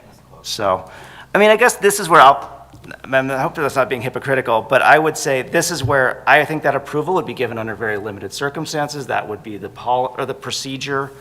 And I understand Trustee Witcher's point, but so just as written, there is no gray. Unless it's medical, there can never, ever be a cell phone in use during the instructional day in middle school. And I guess my preference is to leave over the possibility that there might be circumstances when that's okay at the building administrator's discretion. Trustee Walsh and Vice Chair Walker. If I was the yearbook teacher working the gray, I would say that instructional has a definition that maybe the yearbook doesn't fit in under. I don't know. I think there is a little gray there. I would be saying the assembly is not instructional. We can use, unless we have a camera, I think we really would need to assess what kind of technology we have on hand. Because if we can't make sure we have cameras and Chromebooks that are devoted to this use and available, I think we have to assume there's a little gray in there or provide it to be able to stick to it with fidelity. I guess that's what I was going to say. I see no reason, honestly, that the 7th grader needs the phone if we're providing a Chromebook and they can do what they need to do with what we provide. Are we also saying that if my 7th grader doesn't have a smartphone, he can't be a part of the yearbook? Because he doesn't have a press pass to walk around and take pictures. But also, we're getting into the weeds, I feel like. At the end of the day, a school district neighboring to ours already made the very similar thing, and I really enjoy the fact that our district is forward-focused and leading in the education in our community. And Hellgate set the path, and we can get into the gray areas left and right, and we can sit here and argue it all, but at the end of the day, we set the broad-based policy, and then we move forward. And then if the yearbook teacher wants to do things, I am sure we have the most beautiful educators in the world. She will figure it out. She will buy them some Polaroid cameras. They will figure it out. That's just, I'm very adamant about this. Trustee Walsh? Well, you've won me over. Now I'm adamant about it too. Can I just recall attention to shifting it to grade 6 to 8 as a friendly amendment and see if folks are okay with that? Do you accept that friendly amendment to that, Trustee Mercer? I don't know if it'll make, I mean, so it complicates things, because then we got to break all that out and say, or I guess it's just except as to middle school. So there's a sub-bullet that says, except or in middle school, staff may request, yeah, that's, so the new proposal is sub 3 from high school, except at the beginning of it says, middle school staff may request approval from a building.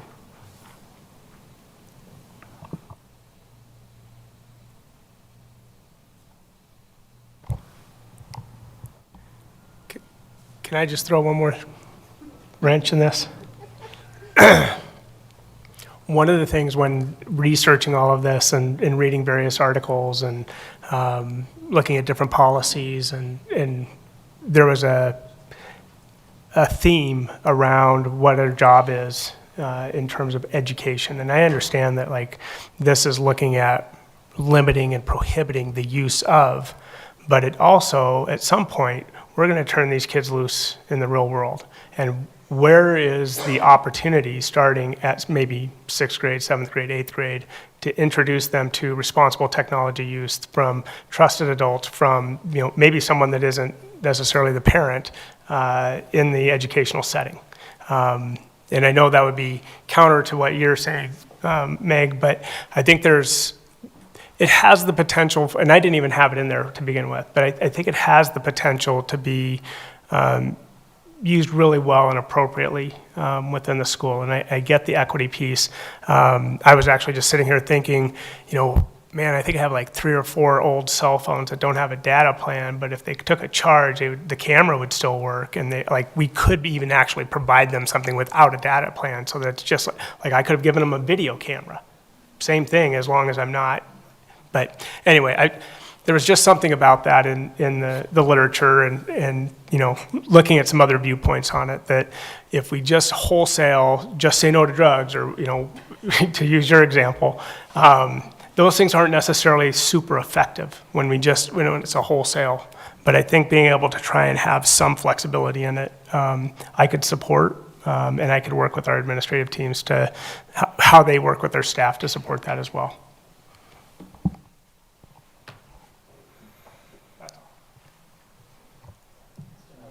I'm sorry, this is the problem with writing policy, because it is then set.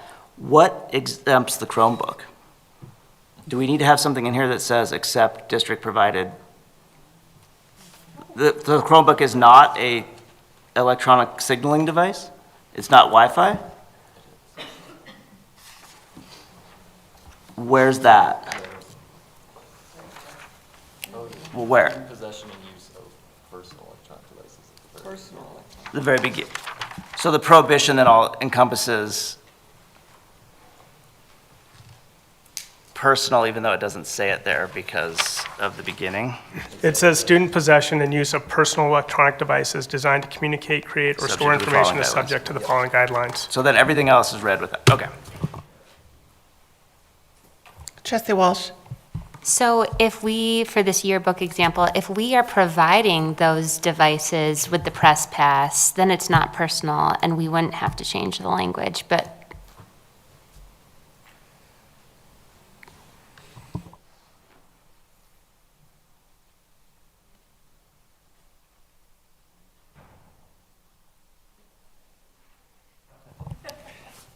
I was just going to ask for Jamono's input.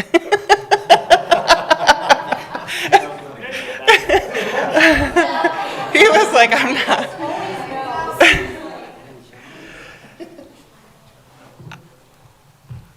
I really like Trustee Davies' amendment for 6 to 8 because I feel like I do try to, that's where my younger boys are right now. And I really do try to teach them a lot at home about responsibility. And I would entrust a lot of their stuff to their teachers, and I have one of my son's teachers here, to really help guide them, especially when it comes, because I think that's one of the things too parents were talking about, like why is the MCPS helping my child learn about technology safety? Because they're obviously not getting it at home is what I'm seeing from hearing from parents right now. And they want us to help them monitor their phones in the shower. And I'm sorry, that keeps coming up to me because that's come up to me a couple of times. But I think there's a way we can really do, because I feel like stifling it from the middle school age group, how is that going to help us when it comes to like our STEM, like our innovative technology and what we talk about that? How are we stifling it there at that age group? And I get what you're talking about, Trustee Witcher, but I feel like I really like the amendment and I like where we're going with that. And I get the big hard line in the sand, but I think we're limiting ourselves with that as well. Trustee Witcher. Yeah, and I totally hear you. I want kids, to be able to effectively navigate a smartphone, and because I supervise a whole lot of middle school and high school kids, and that's how I communicate with them.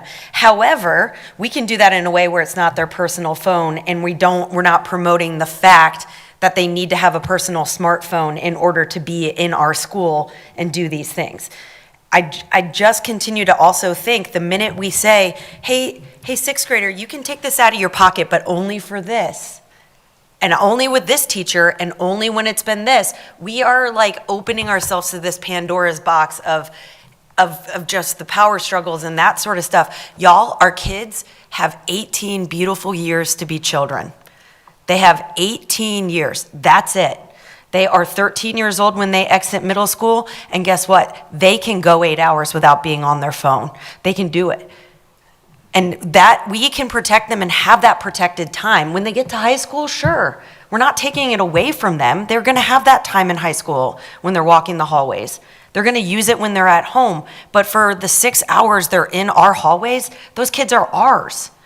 We can teach them that way and teach them how to interact with the world without having their face on a smartphone and going home and arguing with their parents about whether or not Jenny has one, but you won't let me have one. I agree, but then I guess I think we're not giving our building administrators the benefit of doubt that they can safely say yes for this class, for this class, for this teacher, for this.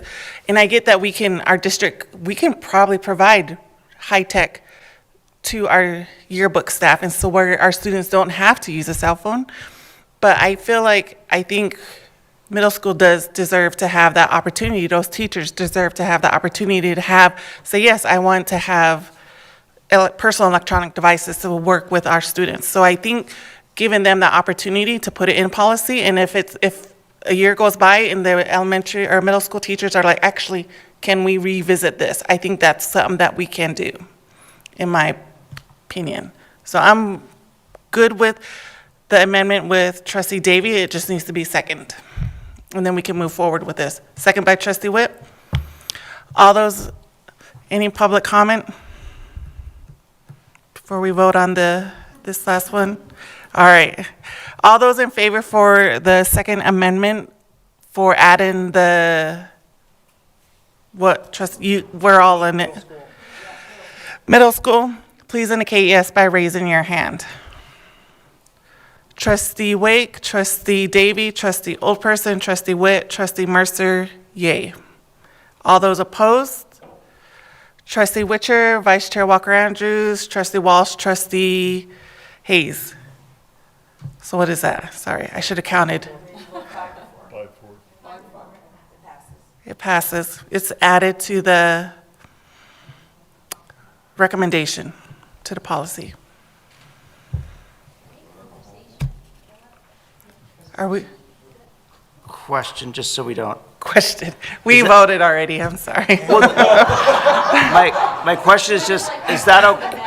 And I didn't do the math, and I'm not paying attention, I have no idea how this plays out, but is that okay that that's the full board when it was only an elementary? Is that fine? Yeah, it's policy. Because of the policies, okay.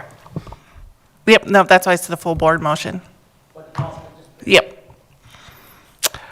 All right, Tracy, did you get that? Yes, now we're voting on the whole recommendation policy for the first reading with those two amendments that we voted on and discussed. So all those in favor for approving the first reading of the second amended, edited policy for 3630? In option 2, thank you for that. It's been an hour since we've been on this, just FYI. I am keeping what I am keeping. All right. All those in favor, please indicate yes by raising your hand. All yes, except for Trustee Witcher. Motion passes. It's up for first reading with those, and then it will come back to the next board meeting. Tracy, or is it 30? 45. March. So the second reading will come up in March. Vice Chair Walker Andrews. I just want to say that I think we need to ask the administration to make sure that students who don't have cell phones have access, who don't have personal cell phones, have access in those classes where they seem to be needed. All right. And Vinny's back. Of course, you're back now. I was going to ask for input from you.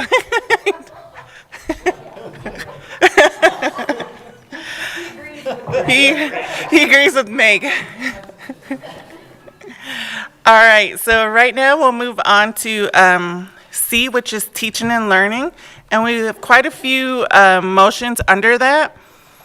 But we're going to go ahead and let Mrs. Frank, the Director of Academic and Community Service, do her presentation first, and then we'll move through the motions after the presentation. Mrs. Frank, is this good? Okay. All right, I can see it. Good enough. I'll sit really close to Burley and make him uncomfortable for the whole presentation. So I'm looking forward to that.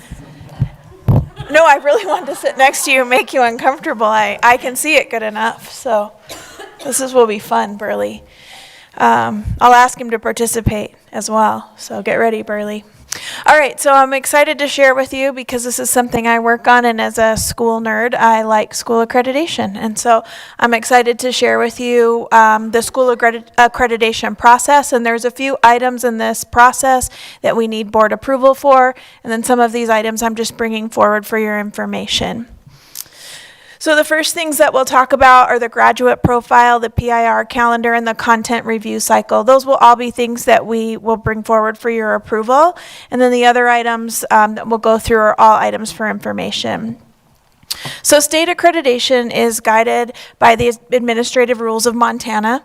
And this year, actually last year, March 2024, we embarked on a new accreditation process that was different than previous years in that it required pieces of evidence. Whereas before we were able to certify or verify that these things were in place, the new system requires us to provide evidence that these pieces and components of accreditation are in place and that there's been a public process available for input and board approval.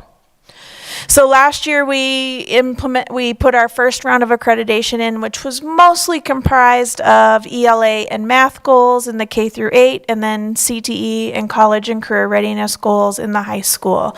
We passed accreditation in most of our schools with perfect scores, and in a couple schools we were still in the proficient range, and we'll be making a couple edits this year to raise us up to the highly distinguished category. So the first thing, we brought this to you last year for your consideration, is to finalize the graduate profile. So on the graduate profile, you'll see that we had 3 traits that guided the work of the team that we brought together, and they were to specify the cognitive, personal, and interpersonal competencies that students should have when they graduate, to identify the proficiencies that the group thought a 21st century classroom teacher and district leader should develop in all students, and to define the broader culture that you want to cultivate in your schools, district, and community. So those were the guiding traits that we followed as we looked at the graduate profile. And we started in the spring of 2023. We brought together a community of practice group that was comprised of school district staff and community members, and included city council members. So there was a broad range of representation on this group, and we met 12 times over the spring to develop these traits. And so we started with meetings where we looked at district data, then we looked at samples from other districts. I think probably the most impactful meeting was when we brought community and business leaders together, and they shared with us what they were looking for in graduates of MCPS, and that really informed the final draft of the traits that we came up with in May of 2023. Since then, the traits have just been on a journey, traveling around the school district and the community for feedback. So last year, we brought them to you in the comprehensive needs assessment process that was part of the first round of accreditation. And this year, we're bringing them back to you to finalize and accept as the graduate profile for Missoula County Public Schools. So these are the traits that the team, community of practice identified. So balanced character, effective communicator, agile thinker, skilled collaborator, confident learner, and engaged citizen. And then we have a second graphic that explains what each of those traits mean. And then the hiker graphic we've started to add as just a letterhead graphic so that we can carry those graduate traits through on all of the documents that we are building out of the Academic and Community Services Department. You'll see on this third document, this was included in your packet. This takes the graduate profile traits and breaks them down into grade bands so you can see the progression of those skills across a student's journey through MCPS. So what we're looking for when a student enters into our kindergarten program, all the way down to what those traits would look like for a student when they graduate from MCPS. We've worked really hard to use this graduate profile to bring together these different initiatives that you've heard about, our transformational learning, our teacher clarity. We've brought all of those together in this document to show how this guiding North Star can become the point that we bring ourselves back to when we're making decisions as a school district. The next document is the PIR schedule. So this is the second document that will come up for your approval. This is an annual document that is required, again, under the administrative rules of Montana. And you can see on the second page of that document, there's some notes and definitions around what pupil instruction related days are and how many days are required in Montana code. What we needed to do was provide a list to the state through accreditation of how we plan to use those PIR days. So you can see that this document will start coming to you in January of every year for your approval of the next calendar year of how we will use those 7 PIR days. So you'll see how we'll use our remaining days this spring and then how we'll use the days when we go into next fall.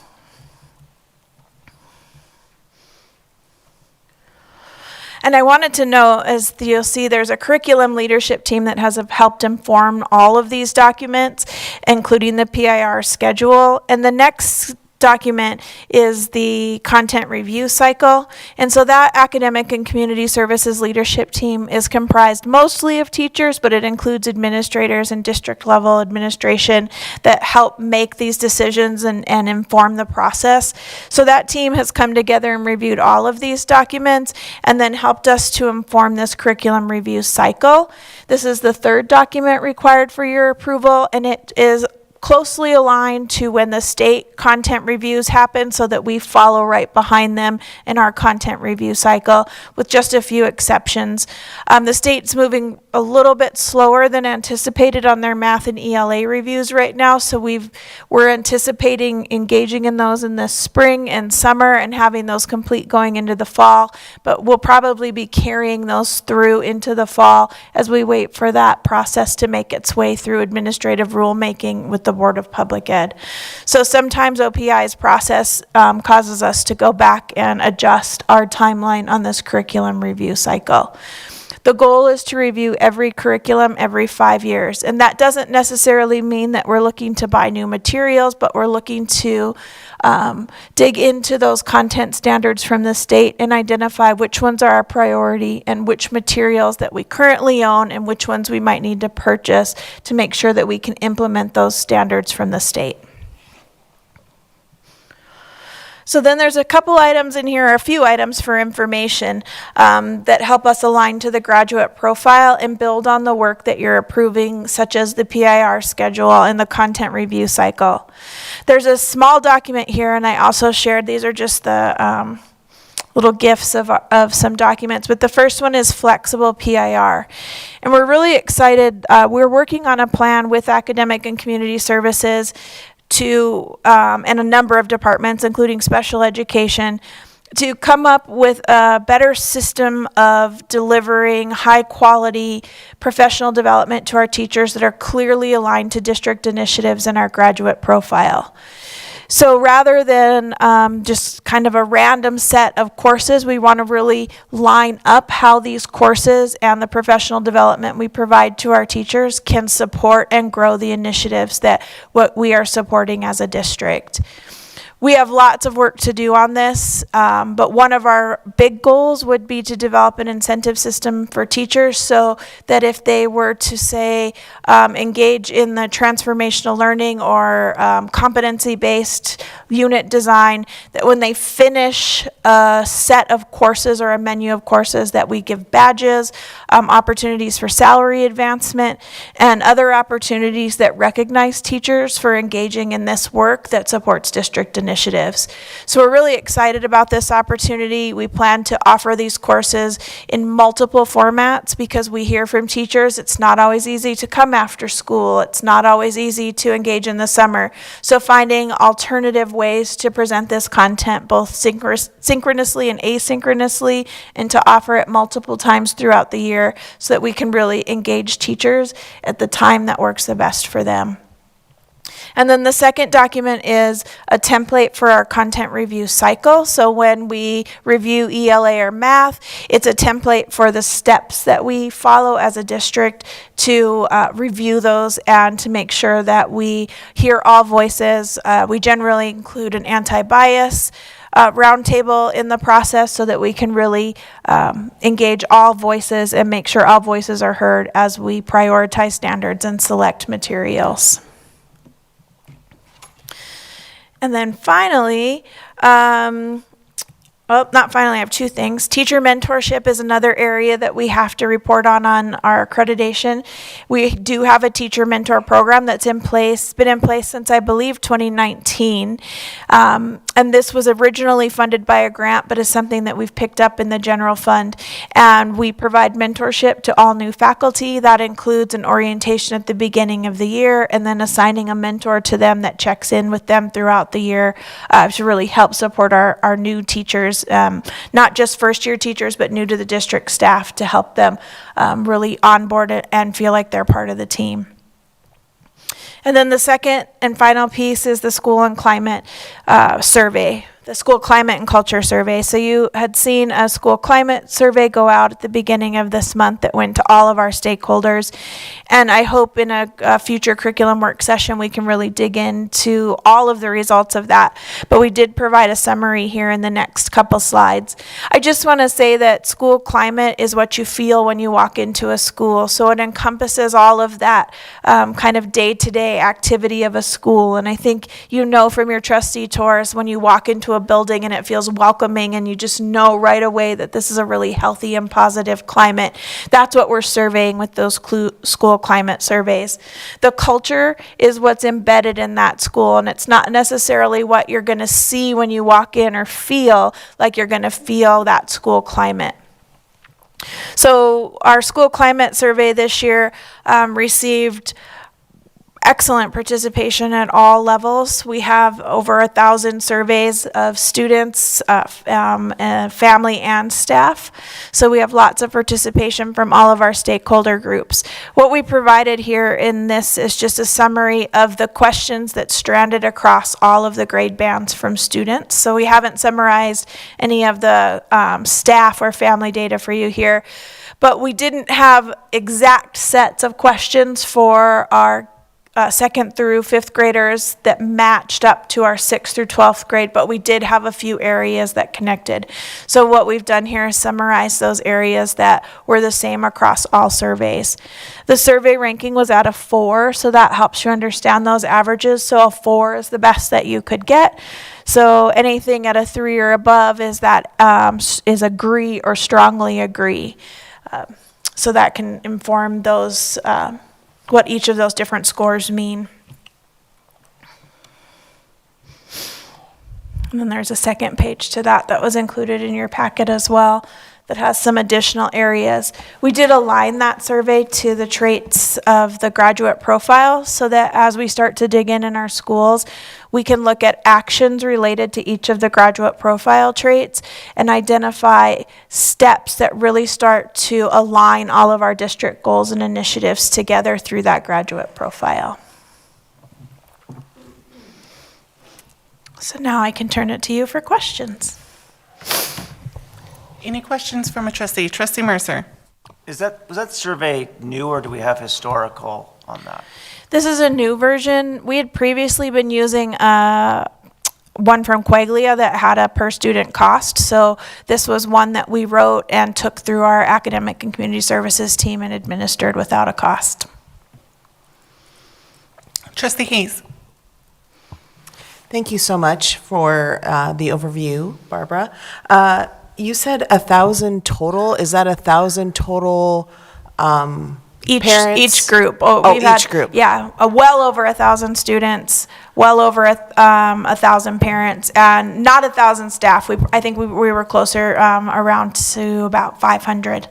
Okay, and will you be presenting like on exact numbers, like how many elementary, how many middle, and how many high school actually? Yes, we're Okay. putting together some more comprehensive data reports for you so you can dig into both the staff and the family results. We just summarized the student ones for you today. Thank you. Any other trustee questions? Oh, Trustee Walsh. Just another big thank you for putting this all together and being our education nerd. Vice Chair Walker Andrews. Okay, I have a really small question having to do with curriculum. So when we have the PIR offerings, at one place under literacy practices, it talks about the science of reading and writing. And the reason I'm asking is there is a bill in front of our legislature right now to talk about what I think is a good thing, evidence-based teaching, but I always worry that that particular phrase, the science of reading, has become a brand of a particular group. And so I feel like we should make sure that we make it clear whether we're talking about research-based evidence laden or the science of reading. And I don't know which one of them that is here. I would side on the evidence-based approaches, and that's why we called it the science of reading and writing, and we've been playing around with some different ideas because it isn't just the science of reading, it's really best practices in literacy instruction. So we're, through one of our other grants, working really closely with the university and Dr. Kate Braco to dig into that. What does the science of writing say? Because there is so much research and so much oomph around the science of reading. So we really want to dig into writing. So she's currently authoring some writing routines that we're starting to implement in some of our classrooms as we really try to teach not just the science of reading, but the science of literacy and what are best practices in writing across that EL through 12 continuum. Any other questions from a trustee? Trustee Davy. Yeah, I'm just going to reiterate, thank you. That was a wonderful presentation and lots of good information, and you were succinct. I have some curiosity about our follow-up on the survey, if there is, right, like where there's a drop-off in feeling safe at school between elementary and high school. I mean, I can make some assumptions, but is the team planning to look at some of this data and then go back and ask? Absolutely. So when we met with our principals last week, we provided them with a series of documents to do a data dialogue in each of the buildings, and then a second step of focus groups, so starting to pull together those stakeholder groups and dig deeper into the questions. We gave them a protocol for focus groups and some sample questions. And then we also provided an additional document, so under each graduate profile trait, we suggested actions for their SMART goal setting. So as they dig into that data, identify the problem that they want to approach. And sometimes we encourage them not to just look at the low scores, to look at those high scores. And are those areas that they could develop and grow that might impact some of those lower score areas? So really to take that holistic look at those scores and identify where they could make the biggest impact. And then we gave them suggested actions that are all aligned to our transformational learning and teacher clarity initiatives. So things like goal setting and lots of those high impact strategies that they could do in each of those areas to impact the scores that they want to either grow or try to empower. Any other trustee questions? Seeing none, so we have 3 motions to go through, and for each one, there are full board motions. So first up, we'll do, is there a motion to adopt the graduate profiles by grade band? Moved by trustee Wake, second by trustee Davy. Any final trustee comments? Any public comment on this agenda item? Seeing none. All trustees in favor for approving the recommendation, please indicate yes by raising your hand. Unanimous to all trustees present. Next up is to approve the professional development schedule. Is there a motion to approve that recommendation? Moved by trustee Wake, second by trustee Davy. Is there any final trustee comments on this item? Seeing none, any public comment on this agenda item? All trustees in favor for approving the recommendation, please indicate yes by raising your hand. Unanimous to all trustees present. Is there a motion to approve the content review cycle? Moved by trustee Wake, second by trustee Davy. Any final trustee comments? Any public comments? All trustees in favor for approving the content review cycle recommendation, please indicate yes by raising your hand. Unanimous to all trustees present. And the other 3 items were information only, but I want to make sure that there is a public comment opportunity for each of those information item only. Is there any public comment on those items? Seeing none? All right. Do you have? I just want to acknowledge Barbara and the work that she does for our district. The team that she works with, this is culmination of years of meetings and compiling data and working with people in our community and getting as much input as she possibly can. And I think the one thread that maybe, I don't know if people understand how, I'll just say magical it is, but taking all of those graduate profile traits and then embedding it across everything we're doing in the district. It's kind of like taking that strategic plan, big 10,000-foot view, and now we're drilling down into the details. And so just want to acknowledge that. It was amazing. So thank you, Barbara. All right, so next up, we'll move on to 9, which is the work session, and I'll go ahead and turn it over to you, Mr. Speaking of amazing, I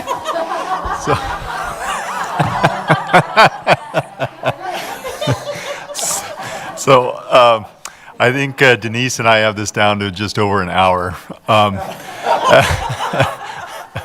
Actually, these slides that the trustees who've been with us before have seen. And it's on the website under departments, under finance, business and finance. And so there'll be future opportunities to go through this, but tonight I'm happy to say that Denise is going to walk through these documents instead of me.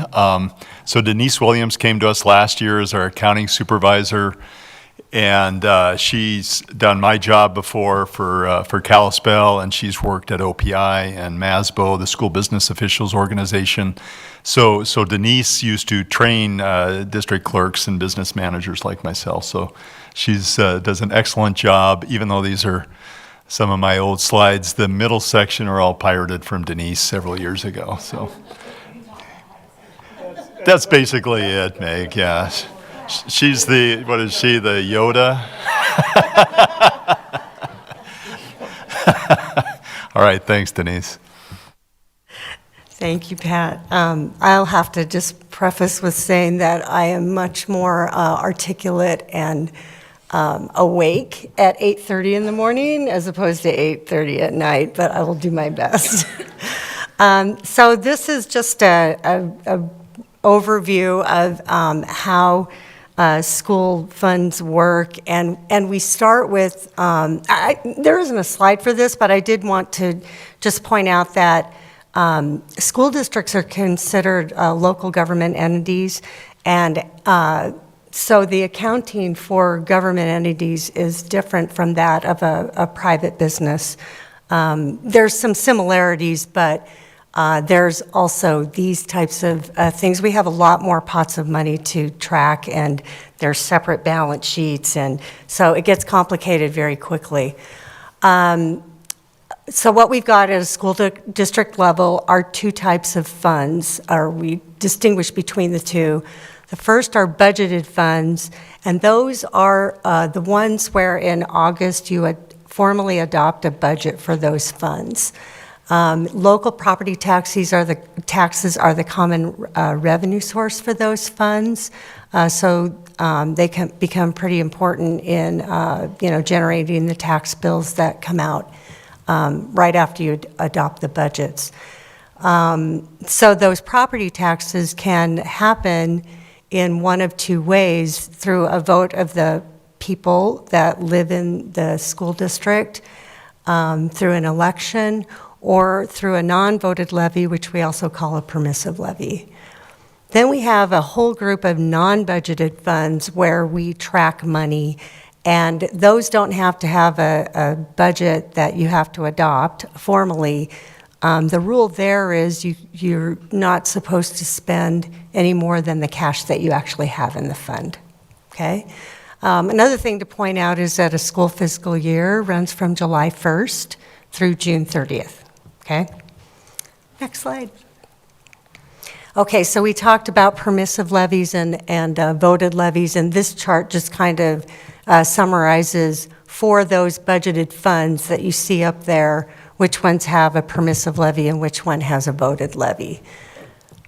Okay, and the only one I think on there that we're not currently using is that bus depreciation fund, but we use all the other ones. This chart just kind of goes through all those budgeted funds and gives a description of the funding source, what that fund can be used for in terms of expenditures, and then some examples of those expenditures. So I won't go through each fund for you unless you really have questions later maybe. But yeah, we use all of those ones. And we have, pardon me? Seeing none, yeah. But I will say that we have these funds both at the elementary entity and at the high school entity. This is a list of common non-budgeted funds that school districts have, and certainly Kalispell has these. We have a school food service fund. The miscellaneous programs fund is where we track our mainly donations, federal grants, state grants, those types of things. Go ahead. Let's see. Okay, back to the budgeted funds for the current year that we're in. These are the expenditure budgets that the board approved last August, and the local levy amount, which you can see doesn't fund the whole fund, but you can see how much it does.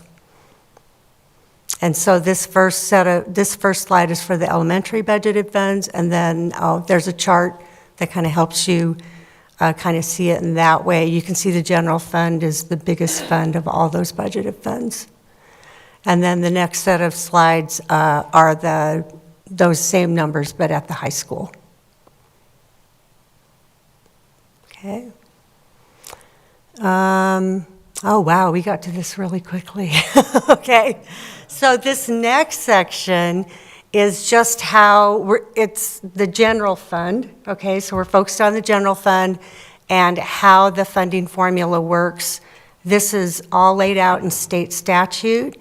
And really what I'm going to go through is how the expenditure budget for the general fund is established. Okay, so we start with enrollment. That's a key factor in the calculations. We're coming up on the spring enrollment count here on February 3rd. That's just next week. So we did one in October. So we take the 2 enrollment counts, divide by 2 to get an average, and then we multiply that number by 187 over 180. The 7 are the PIR days that school districts must provide each year. It's kind of a way that we get funding for those PIR days. Okay, and then, so average number belonging is that enrollment count. This is very simple. There's a whole lot of rules regarding what counts and what doesn't. The statute's probably 4 or 5 pages long. So is that changed to 4 now, from 5, at least 5 and not more than 19? Because we're getting A and B for early literacy? Not technically. No. Because early literacy is only for those who qualify. So it doesn't cover all 4-year-olds. Interesting. So, Yeah, that's what I mean by all the detail. Yeah, I'm following you now. And those who qualify are the ones that are eligible for A and B. Gotcha. Where it used to be for exceptional circumstances, you could just do it for. Gotcha, okay. Let's see, where am I? Oh, okay, so there are various elements that make up the funding formula. One of the first and major ones is the basic entitlement, and this is money that we get for just having a district. So the elementary district gets a basic entitlement for each level of grades that we have. So elementary would be your K through 6 grades, middle school is 7th and 8th grade, and high school is 9th through 12. And the charts here are for 24, 25, and 26. What we think will happen in 26, that bill hasn't really been approved yet.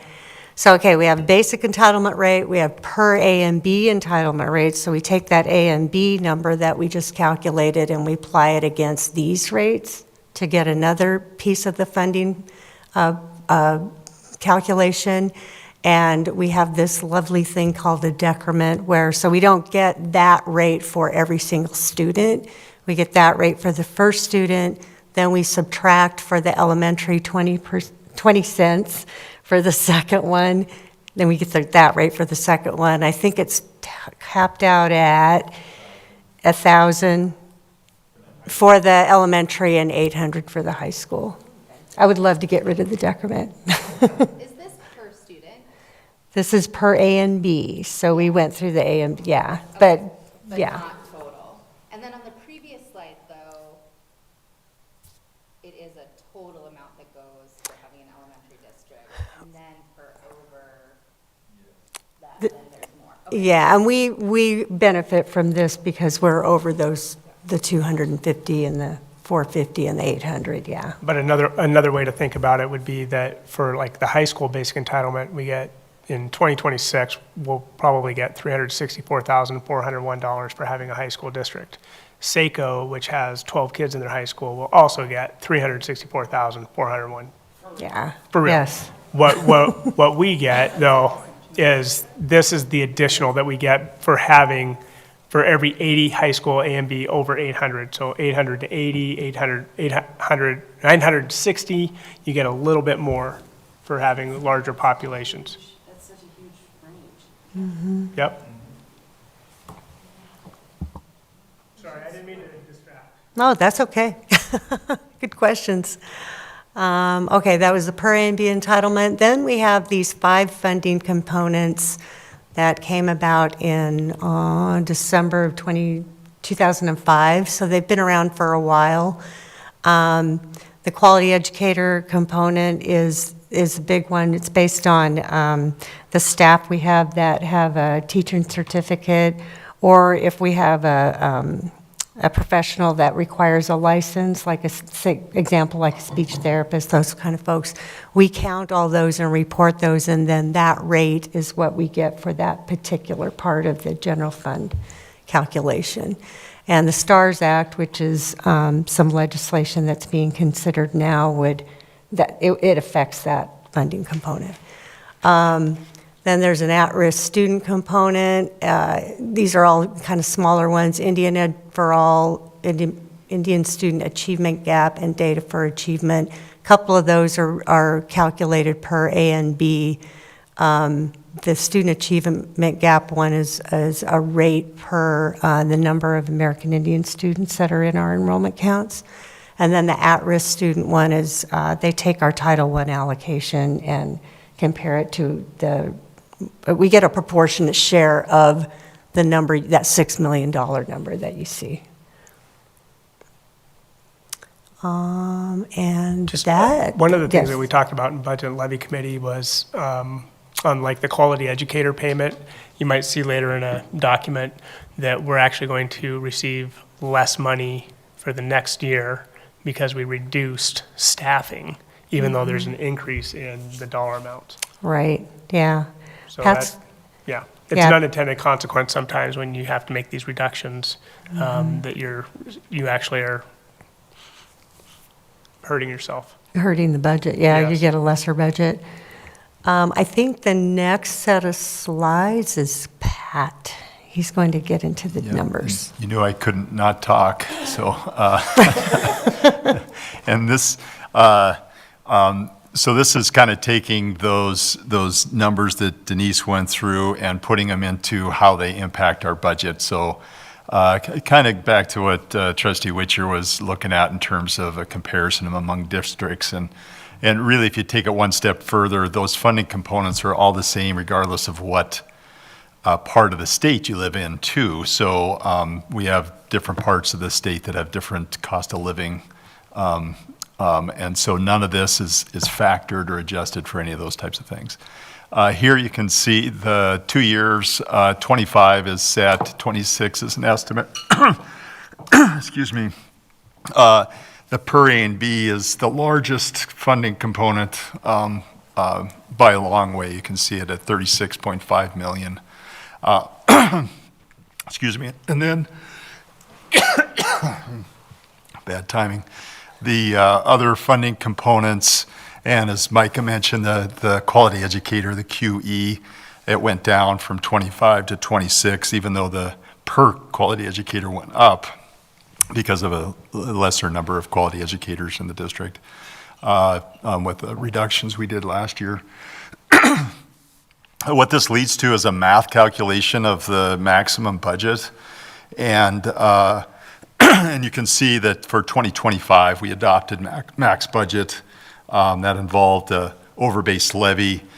We showed a 75,000, and it was actually 105 that was passed, but we can only levy to that 75.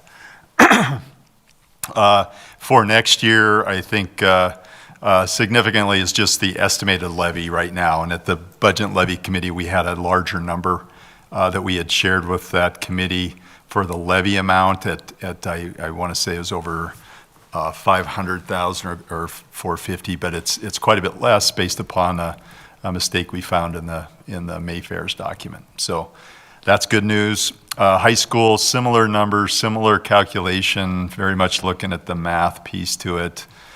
This spreadsheet is just a visual that shows the maximum and base budget, and the significance of that is that the max represents the maximum amount that a district can adopt as their general fund budget. It's not tied to any analysis of needs or wants necessarily. It's just really a calculation. And the base budget is what all districts must adopt. So the base budget funding components you'll see the 80% of the per A and B and the 80% of the basic entitlement.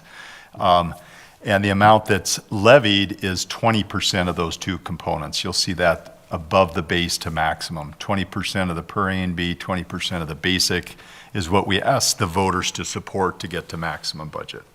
And we're at max budget with both of our districts. The new funding components, the significance of those is that they're all state funded. Whereas if we go down to the next slide, the bottom part of that schedule, all of those funding components completely state funded up to the direct state aid at 44.7 of the basic and per A and B, and then the remaining part up to the 80% amount, that base threshold, is really guaranteed tax base aid that's state funded, and what is left is funded by a local permissive levy. And it's really a calculation of guaranteed tax base aid is tied to the statewide property value and our relative property value to the statewide property value. So if you go down to the next slide, this is where we throw the numbers against what we just looked at, and you'll see where the numbers fit within that schedule to get to the base budget, and then the amount that's above the direct state aid. You have the guaranteed tax base aid, the GTB aid that the state identifies for us, and the remaining amount is the local permissive levy. The 20% of the per A and B and the basic entitlement, the local voted levy, that's the total amount that's been voted by and supported by our taxpayers since we started voting. So when we vote an increase to that over-base levy each year.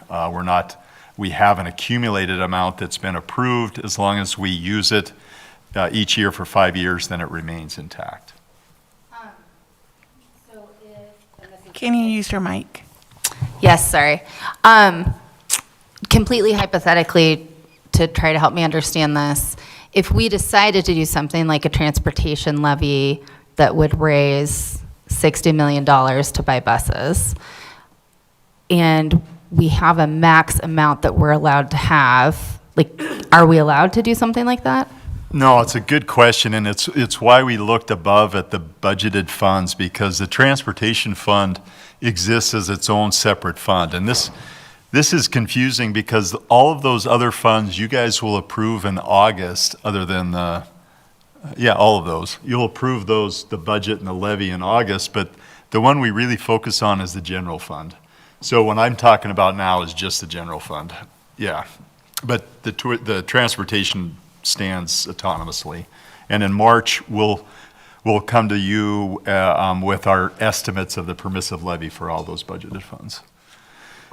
So then, the elementary, we plug the numbers in, and we show at the very top that voted local levy base voted. So that's the amount if we'd go to max that we would vote in May if the board authorized us to go to the board or to the voters to approve that. So you can see what's already been approved at 8.8 million. The 225 is an increase above the 8.8 to get to maximum budget.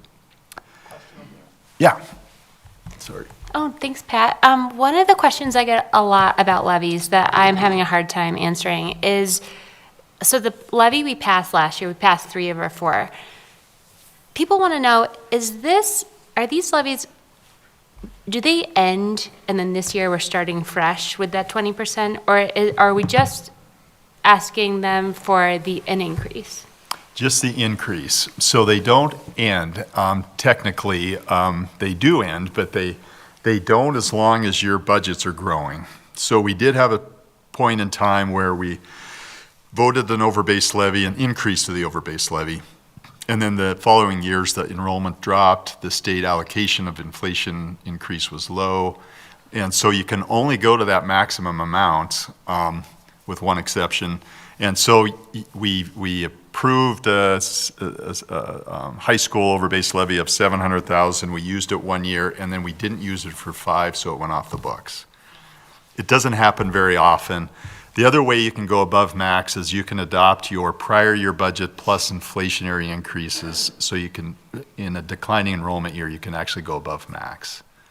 And that's kind of where the high school might be heading, because the inflation is 3%, which is solid, and the enrollment's declining. So, and this spreadsheet we'll look at a lot, because in addition to looking at the funding components, we really like to look at the funding sources and how our taxpayers, our community, our public that supports the school district really is impacted. And this sheet shows the 25 budget, the projected budget, and the difference is the increase in those funding components. The two that we really focus on are the base levy and the over base levy. And so here, we're anticipating a $1.1 million increase to the elementary general fund budget, and the 225 of that increase is voted. 135,000 of that is that base permissive levy increase. So it represents, you'll see the 3.2% increase from the prior year for the base levy and 2.5 on the over base. But overall, it's only a portion, about 350,000 of the 1.1 million increase. So the bulk of it is funded through state components. And then down below, it's always good to look at what happens with our mills. And we'll get into that a little more detail when we get our February A and B counts. So I won't spend much time there. This is high school, so this is just a similar version of what we did in the elementary. When we talked to the committee last week, our projected levy was over 700,000, and with that same error we found on the high school, it lowered our levies to 580, so that's a lot better than last week. Same info on the high school side, and focusing again on the levies that affect our local taxpayers, the base and the over base. You'll see those increases at 580 and 120. For a total increase to those general fund budgets of 1.137 in the high school. And down at the bottom, the 37 is the anticipated number of A and B decline. These slides we looked at before, so I won't go over those at all. I think they're really interesting, just kind of showing historically where our budgets were, where our A and B has gone, and how it's been a little volatile during the COVID period, and so we're still experiencing some of that. The high school, very flat, and then a pretty significant growth, and then some flattening out on the A and B. But the budgets definitely follow the A and B growth. Here it's this is one more slide over. The next slide is this is just a comparison of the budgetary increase to the over-base levy. So we don't have a levy every year that there's an increase, and then we had 1 year in COVID that was a decrease. And then the high school, similar look. The levies are small relative to the budget increase in most cases. Skipping ahead, so this is a new slide. What we're showing, and we'll look at this a lot more, so we don't have to spend a ton of time on it, but it's a projection sheet that we use that you'll see quite a bit of. And it's busier this time than it normally will be, because I threw in the FY25 information, and it's really just to kind of compare. I mean, it was a tough year this year when we were adopting budgets, and so you can see you can just compare. The estimated increase was 560 for this year, and it's 1.1 without considering any new legislation. And just going down the subtotal, when we consider estimated salary costs, we are at negative 3.9, and here we're working at negative 940,000. So the numbers are still negative, but they're a lot better to look at than they were last year. And again, we'll look at this a lot. The negative 600,000 is not horrible at this point in time. I know it doesn't look great, but it's not horrible. And in the high school, it's about the same deficit. So We kind of buzzed through that, but there'll be lots of time to talk about this, especially in February after the next enrollment count, when the numbers really firm up. That's it.